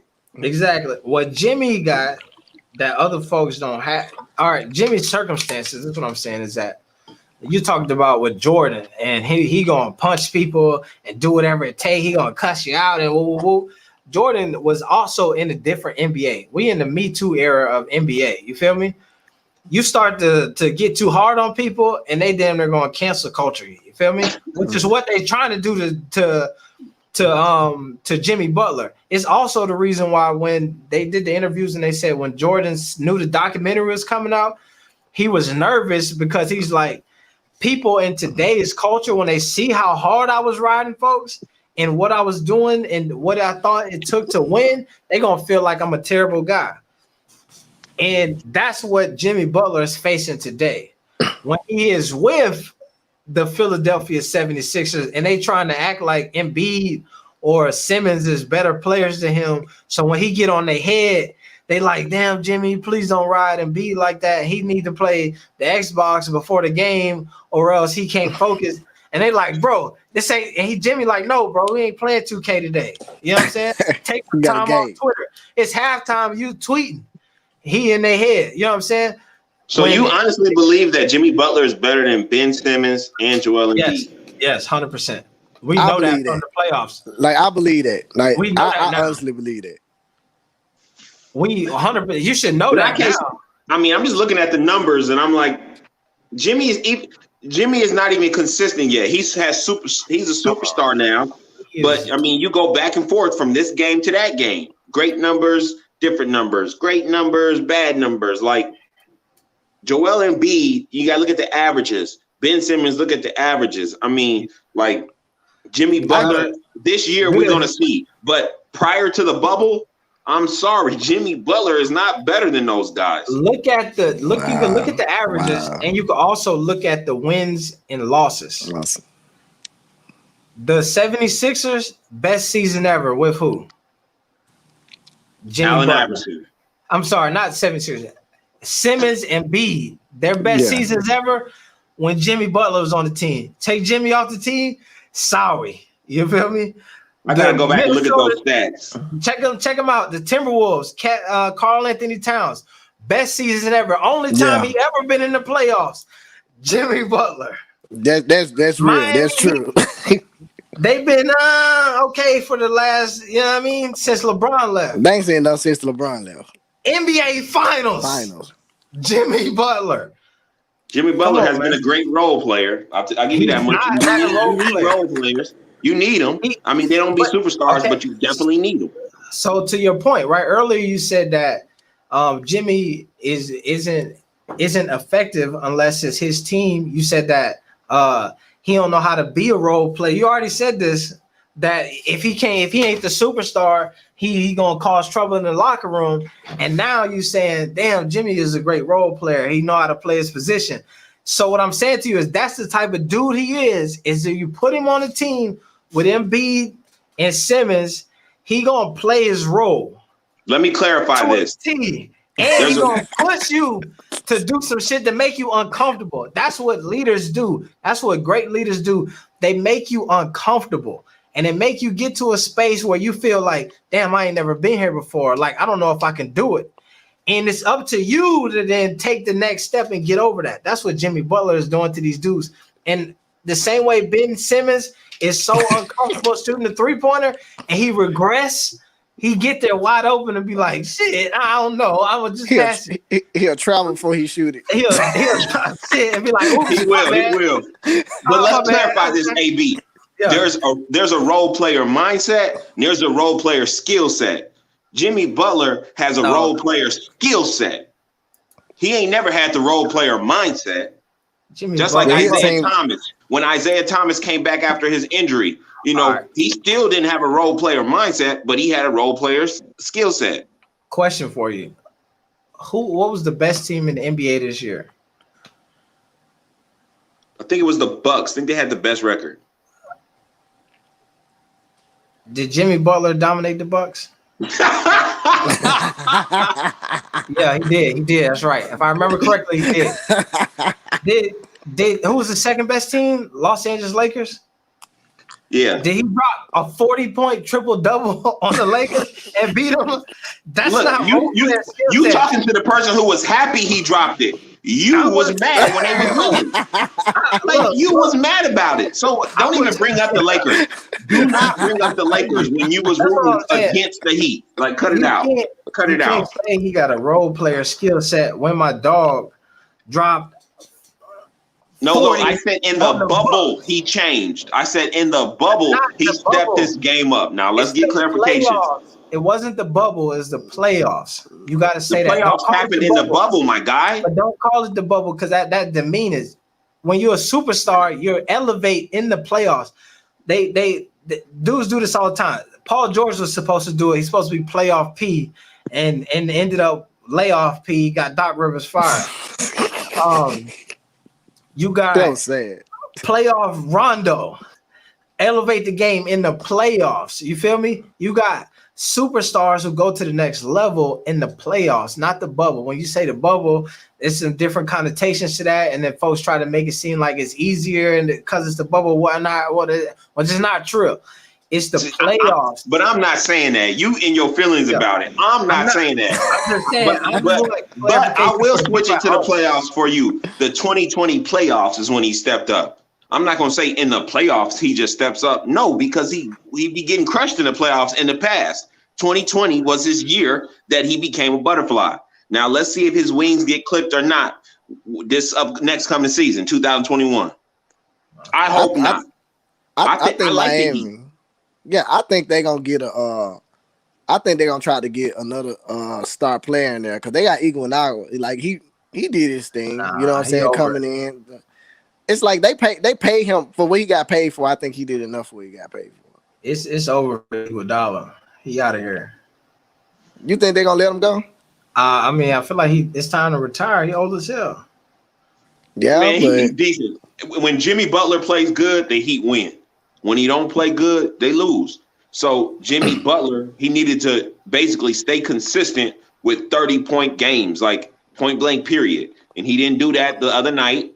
And, you know, that's what happened. Yeah, I mean, because you got to think about it, this man is playing like full games, though. You can't do that a full season and the playoffs. Like he played, I think one of the games, that's like, I think he only didn't play like 47 seconds. He played the whole game. But they had 2 months off. They had 2 months off. Talk to him. Before this happened. I mean, LeVar had his boys playing the whole game their whole life. But they was like 16. You know what I'm saying? Like he like 30. Like listen, if Bron do that for 2 games in a row, Bron he's not doing it. You see what I'm saying? Like, but that's what I'm saying. Like Jimmy Butler, those 2 games that he hit those triple doubles like that, he played over half the game, way over half the game. I just say the whole game. And the thing is, like, you need help around you. If you can only win when you play the whole game. Yeah, that's facts. That's facts. Because you shouldn't have to do that every game. You'll never survive. That's facts. Imagine a world where we have never every championship that LeBron has ever won. He's needed another solidified and not this is not a knock. I'm not trying to diminish what LeBron is doing. I'm just saying, like, as a standard, it's just a fact. He needs somebody else. I need Kyrie. I need a damn give me Kyrie, Kevin Love. Like I need some bona fide hoopers with me. I need Dwayne Wade, and I need Wade at high level Wade. I just can't have just any Wade out here in order to get the W. What we seen Jimmy Don't forget Butler Ray Allen. Anyway, keep going. Sorry. Ray Allen. We seen Ray Allen. What we seen Jimmy Butler just do with a bunch of dudes who before the playoffs started, if somebody would have took a survey of 100 NBA fans and said, write down the starting lineup for the Miami Heat, 99 out of 100 would have got it all wrong. Yeah. Tyler Hero, well, who is he? Duncan, what? I don't even know. Bam Adebayoski, and who is it? Like, so why was you going against him? You just made a case. Listen, LeBron needed all these people, and Jimmy Butler ain't have a good squad. I'm not saying LeBron needed all these people. I'm saying that you need these people to win in order to get to the next level like that. So when you look at the Joel Embiid's and the Ben Simmonses, who 2 all-stars, you go to Giannis, the MVP, and his cast of characters that he got out there. You know what I'm saying? You see why he keep getting knocked out is because he don't have a bona fide second person with him either. But you look at how far Jimmy carried the Miami Heat on his own. When now, I think you downplaying his team now, because a lot of games they all put it in there. He didn't carry them like that. Okay, let me say this. If you saying that Jimmy became Jimmy in the bubble or in the playoffs, then you also got to realize that his teammates became his teammates in the playoffs as well. Yeah, like they didn't to make it, and they was more inconsistent than he was. Hero would give you a hell of a night and then fall off. Then Duncan would give you a hell of a night, then fall off. And Bam, a hell of a night, then fall off. Jimmy was at least consistently giving you a 20-point night, 5 and 6, and gonna give you 2 steals on it as well. He was giving you the consistency, and when they needed 40, he was going to give you 40. When they needed a trip dub, he's going to get the trip dub. That's to me, they're my favorite players. This is why I was loving what Dame Lillard was doing, and this is sometimes my knock for LeBron, is that back when Dame Lillard was trying to get the Trailblazers in the playoffs and he was going off for them 60, 50, whatever they needed to get the W, like I like them type of players where it's like, and that's why I'm high on dudes like Jello, because when I watch him play in the JBA overseas or whatever, I seen games where they needed 60 points from Jello to get the W, and he gave them 60. You know what I'm saying? I seen games where Dame Lillard, they need 57 from you, and he gonna give you 57. You know what I'm saying? Jimmy Butler, if we're gonna win, bro, we need a triple-double from you, and we need 40 points. And he gonna hit you the triple-double and the 40 points. Whereas I see dudes like LeBron sometimes where, like, let's say the other night where they lost a game, and he did a hell of a game, gave you 40. But when you're a dog, we need 40, 45 to win. We need 42. We can't settle for 40. Come to the next level. You kind of lost me on that. He gave 40. We got to blame Anthony Davis. No, he gave 40. No, we can't do that. I don't mean to slight LeBron. I'm just saying that I believe that when you start to get into the echelons of the Kobe's and the Jordans and all of that shit, like just giving me 40 in a losing effort is cool. But if we need 42 to win it, give me 42. What? It don't matter if you gave me 40, give me 42. I think LeBron could do it. I think that he just sometimes don't do it. So you think LeBron don't do it because like everybody else say he's trying to get the team involved? Because I don't like, the thing is, if we lose him, forget that. Like LeBron can literally go down the hole every shot. He's 6'9", 200 and so pounds. He can literally drive everyone, get the foul, and go to the free throw line. You know what I'm saying? Like, he can win the game on his own. I don't understand, like, how the Lakers lose games with that. Can't nobody drive it like he can. I put something up on my page, and a lot of LeBron fans got mad at me, but it was just the truth. I said that LeBron has more capabilities than Michael Jordan ever had, but Michael Jordan still capitalized more. I think I do think he's more athletic than Michael Jordan. But I mean, and to me, that is why Michael Jordan is greater, because he did more with less.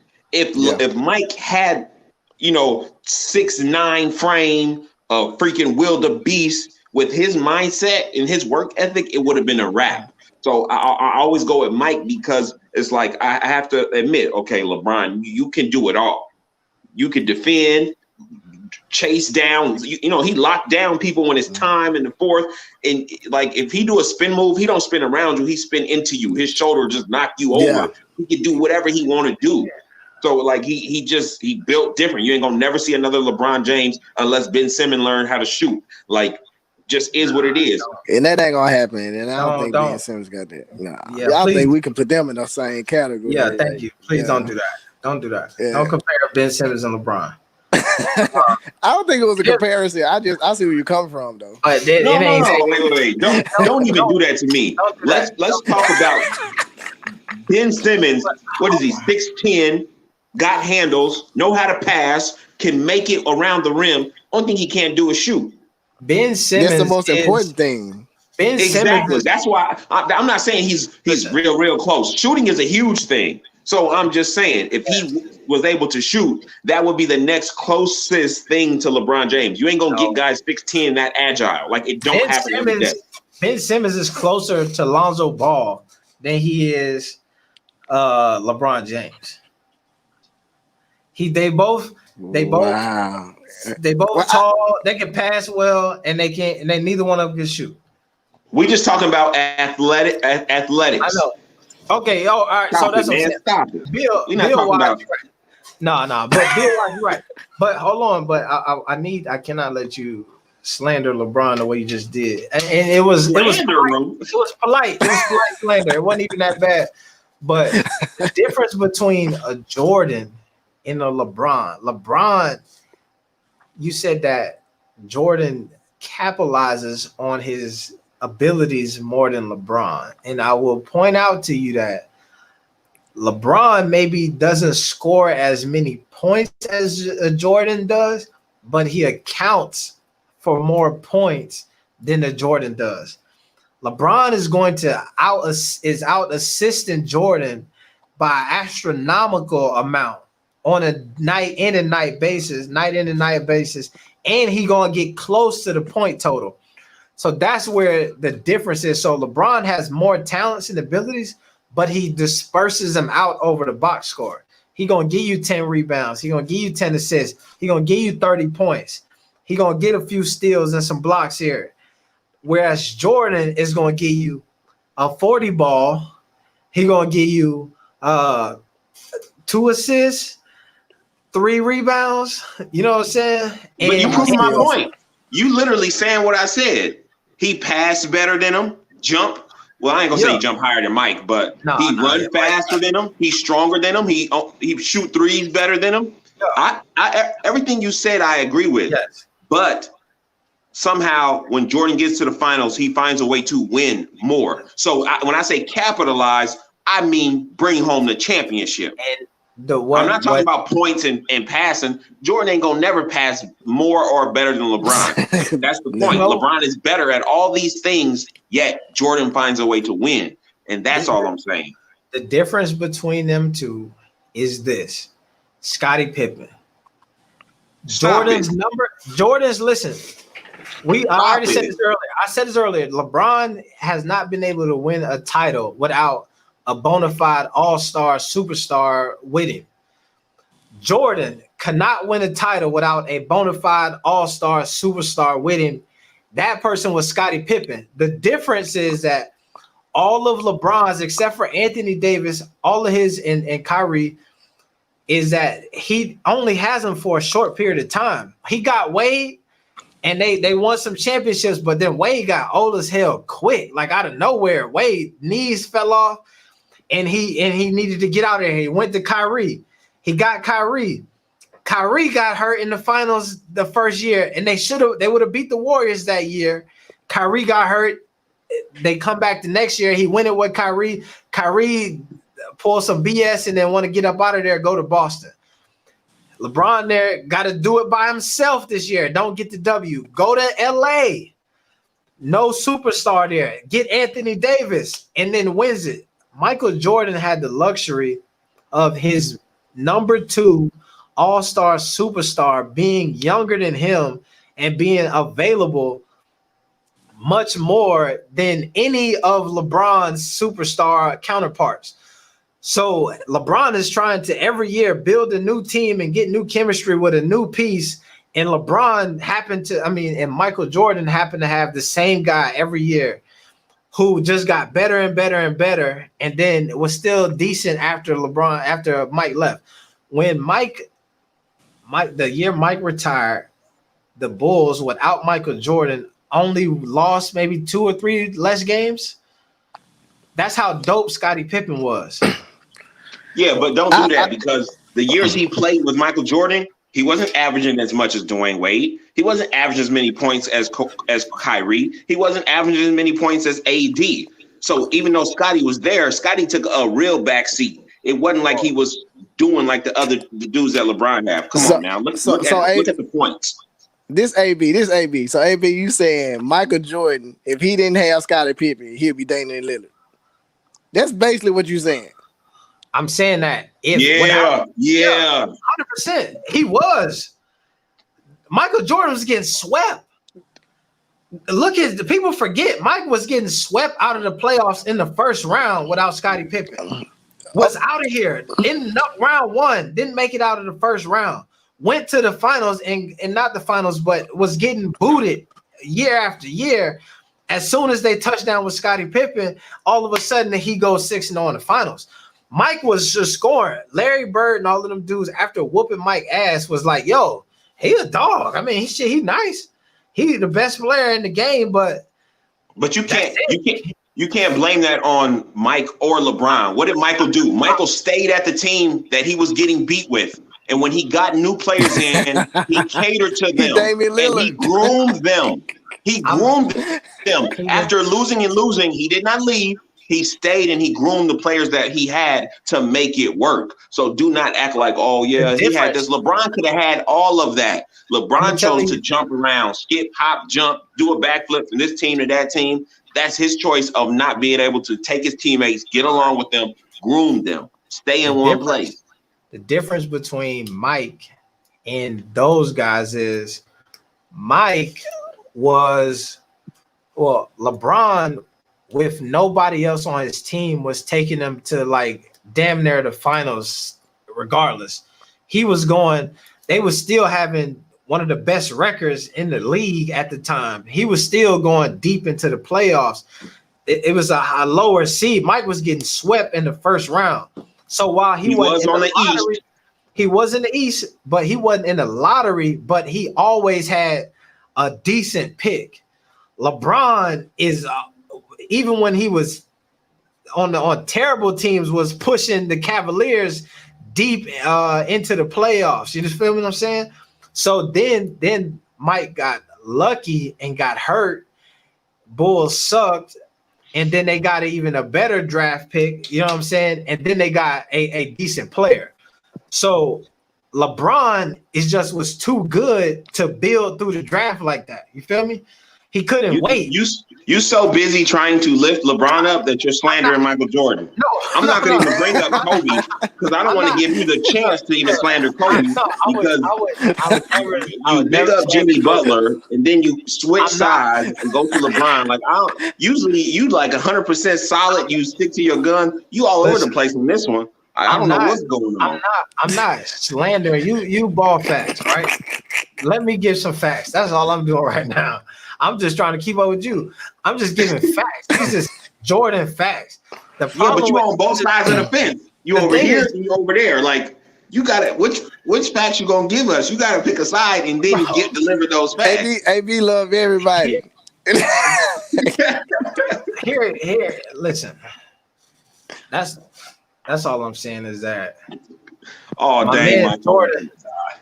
Oh, my man, we've been on here for dinner 3 hours anyway, man. So yeah.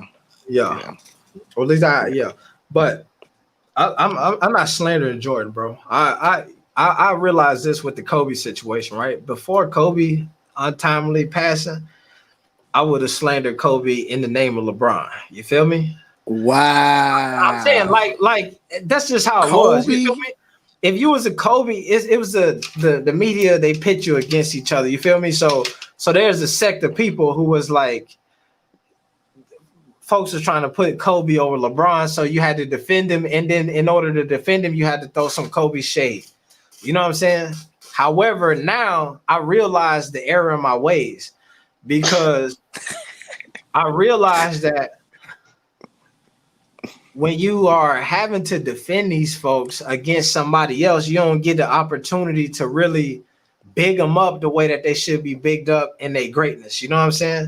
So I don't want to slander Mike to prop up Braun because we could lose Mike any day now. And then I'm going to be feeling bad. You know what I'm saying? So Mike is my guy. I believe he up there in the GOAT conversation is him and LeBron. Kobe is in there. If you want to give him like, if LeBron is 1A, Jordan is 1B, then I would say Kobe could be 2A. AB, like check this out. Check this out, AB. Check this out, man. Check this out. I think that the whole discussion between Michael Jordan and LeBron James is the wrong discussion. I think the only discussion that need to be happening anywhere Michael Jordan is Kobe Bryant. I think the LeBron James discussion needs to be with Magic Johnson, a 6'9" point guard. You know what I'm saying? That's what I think. That's what I think the discussion. I think it should never be because to me, LeBron James ain't Magic. So I can't put him over Jordan because he ain't even Magic. Oh, come on. Oh, shots fired. He's not Magic. I'm just saying, dog. Like I can't put LeBron. When I heard of LeBron James and Michael Jordan, it's like it's mismatched. It's like it don't go together. I can only put Michael Jordan with Kobe Bryant. That's it. So when I think of LeBron, I'm putting him with Magic, and he not Magic. But this is so crazy about LeBron is he really not anybody. If you comparing them to, you can't compare. You gotta compare him to Magic.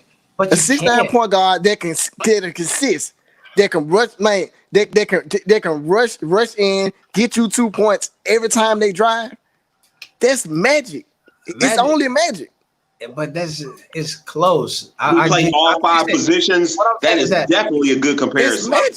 If you comparing, yes, if you say you might be.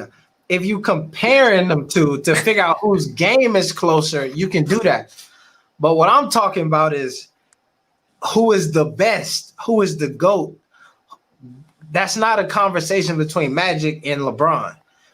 If you comparing like who you play closest to, then yeah, like you would say Magic, you could say that. I would say Magic before Ben Simmons. Ben Simmons not even in the ballpark of that conversation of being in that same league as those two. But if it's like who is the best, then it's only two people in that conversation. And maybe Kobe is a third, you feel me? But Kobe, I'm not gonna slander Kobe, you know what I'm saying? God bless Kobe, you know what I'm saying? He's a great dude, you know what I'm saying, a wonderful father and all of this stuff.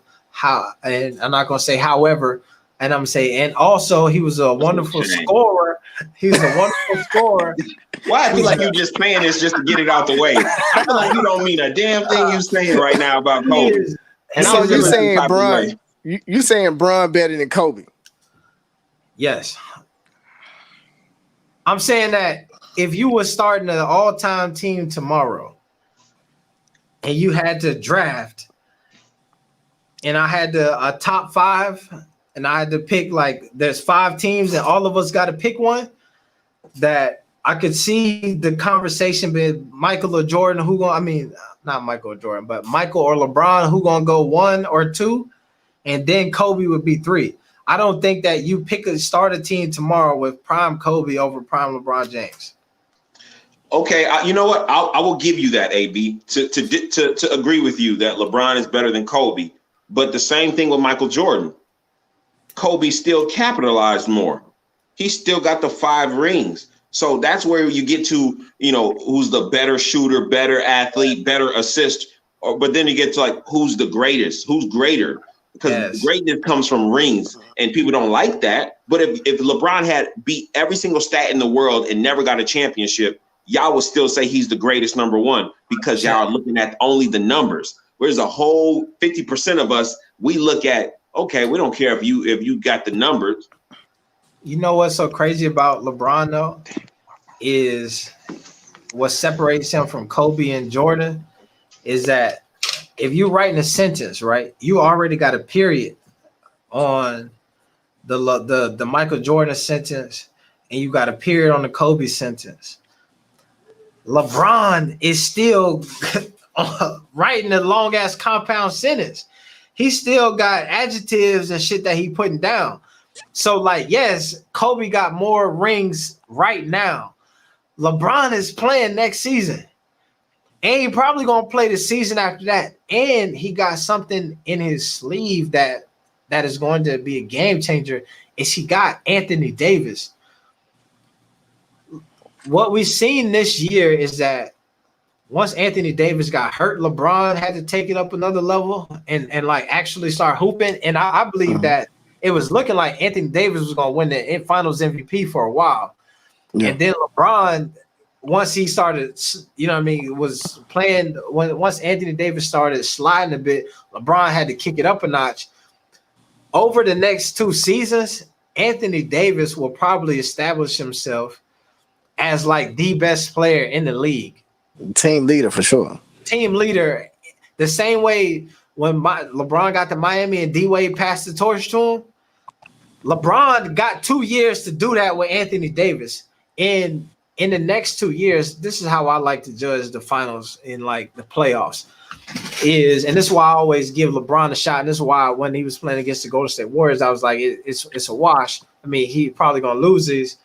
Is because no matter what, if you take the top 2 players on whatever team, you know what I'm saying? LeBron and AD probably going to be the 2 best players on the court, period. You feel me? So, like, the Clippers, if it's the Clippers and it's Kawhi and Paul George and you got AD and LeBron. AD and LeBron, to me, is 1A. Let's say LeBron is number 1. Kawhi, how the media would say Kawhi would be 2, AD would be 3, and then Paul George would be 4. So like LeBron's gonna win it. There's never gonna be a time where your 2 best players are gonna outplay the Lakers' 2 best players. You feel me? And then once LeBron takes a step back and is not as youthful and as good as he is, there's never going to be a time where, or there'll be rarely a time where there's going to be somebody on the court who's going to be playing better than Anthony Davis is going to be playing. So how long you think LeBron going to play, and how many do you think he's going to get another ring in a regular season? Not this 2-month break. Like, how long you think he's going to play? Because the thing is, the only reason I don't like matching him with Jordan, because he came in when he was like 18 years old. You know what I'm saying? Jordan didn't come in to like he was 20 something. You see what I'm saying? Like LeBron was a young man coming into the game killing because he had that youth. Jordan didn't have that. You know what I'm saying? Kobe even had that. He came in when he was 18. You see what I'm saying? Like, that's what I'm saying. Like, I don't like matching Mike with LeBron because it's a mismatch to me. You know what I'm saying? Because LeBron could do 17 years, but he came in, he was 18 his first game. Which is, it's 17 years, but it's 17 harder years. Like you said, Jordan went to college. They played, what, 30 games? Yeah, he ain't near as game as the NBA. Yeah, LeBron had been giving you 82 games for 17 years. Jordan gave you 82 games, took off 2 seasons in the middle of a three-peat, a season in the middle of a three-peat. Like, by that metric, it explains Jordan was in his final seasons would have been more healthy when he came back and played for the Wizards.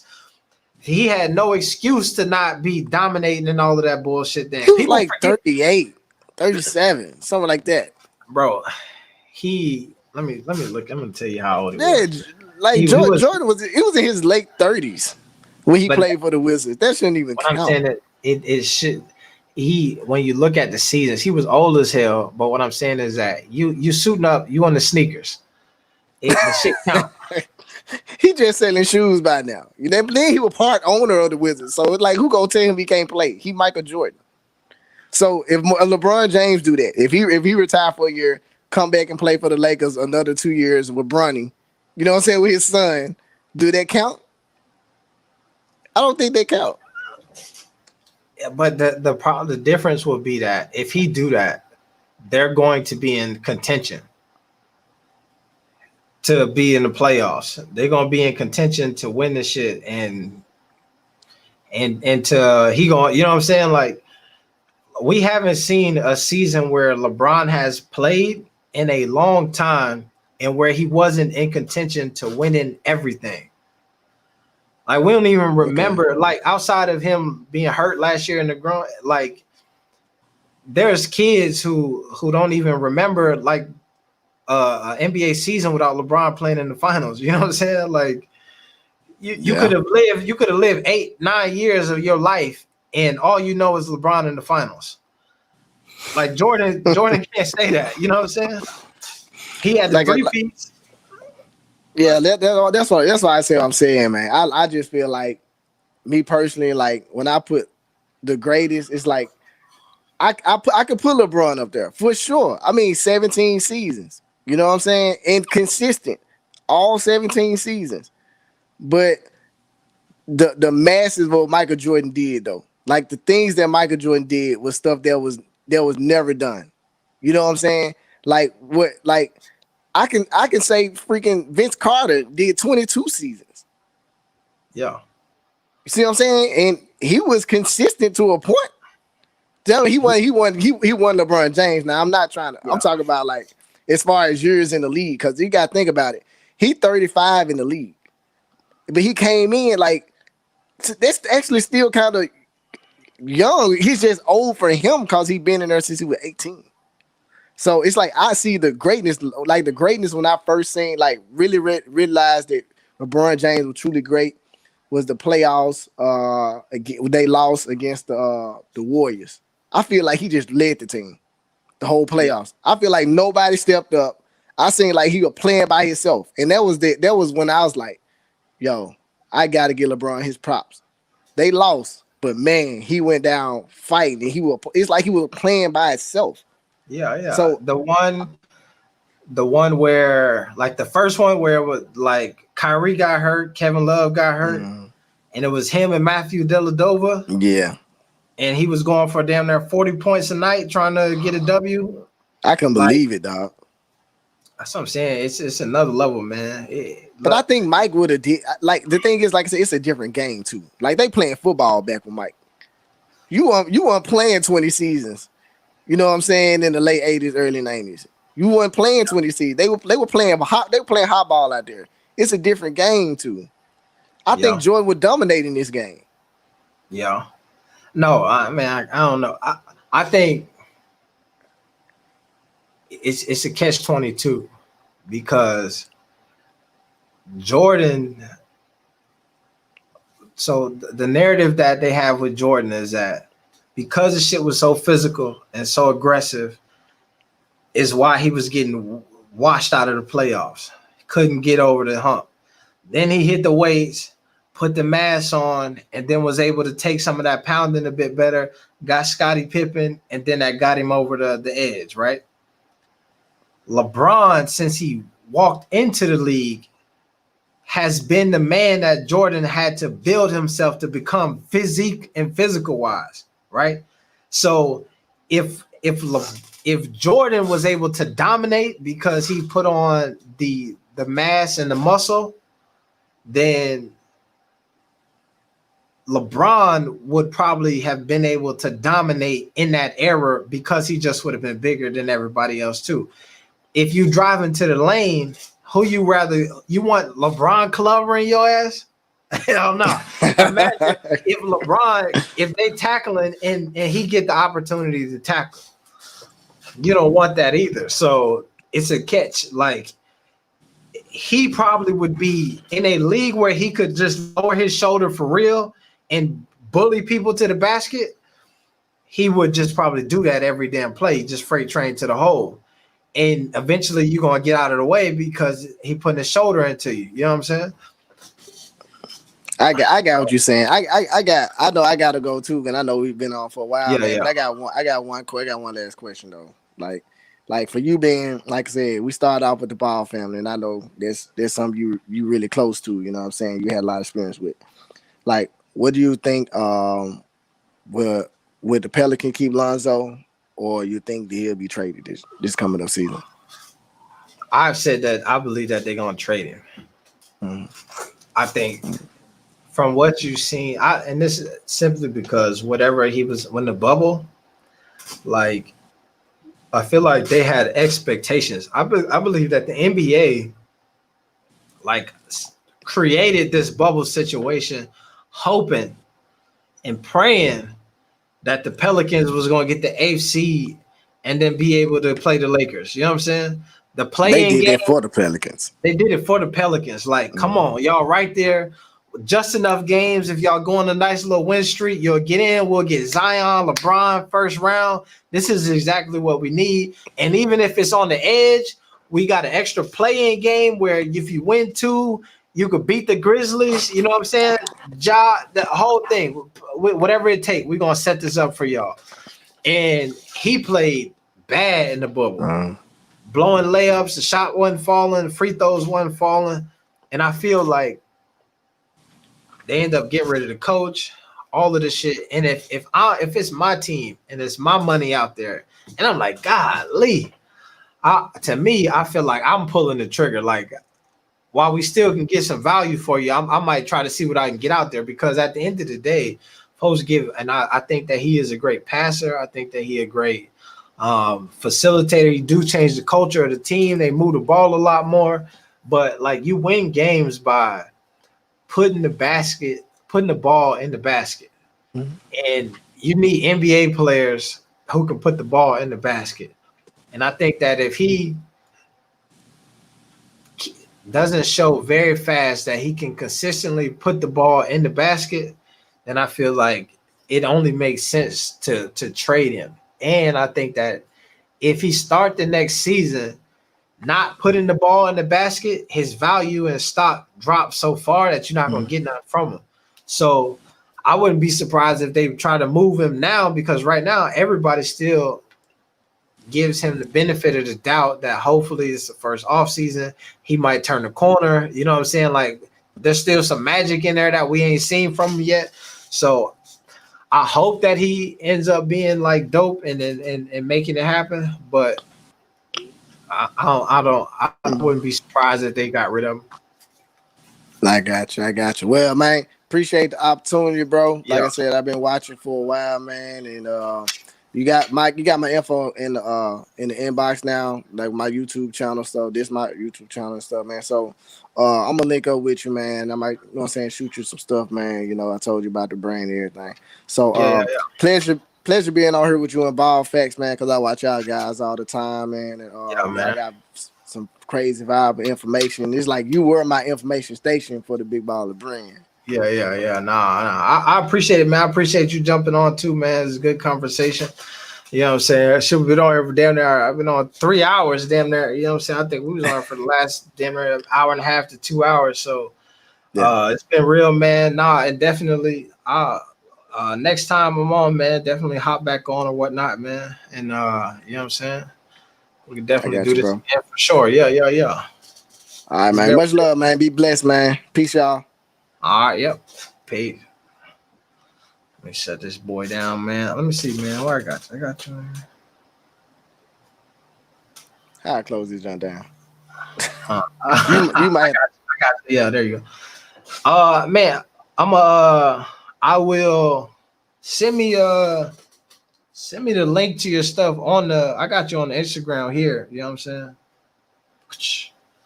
There you go.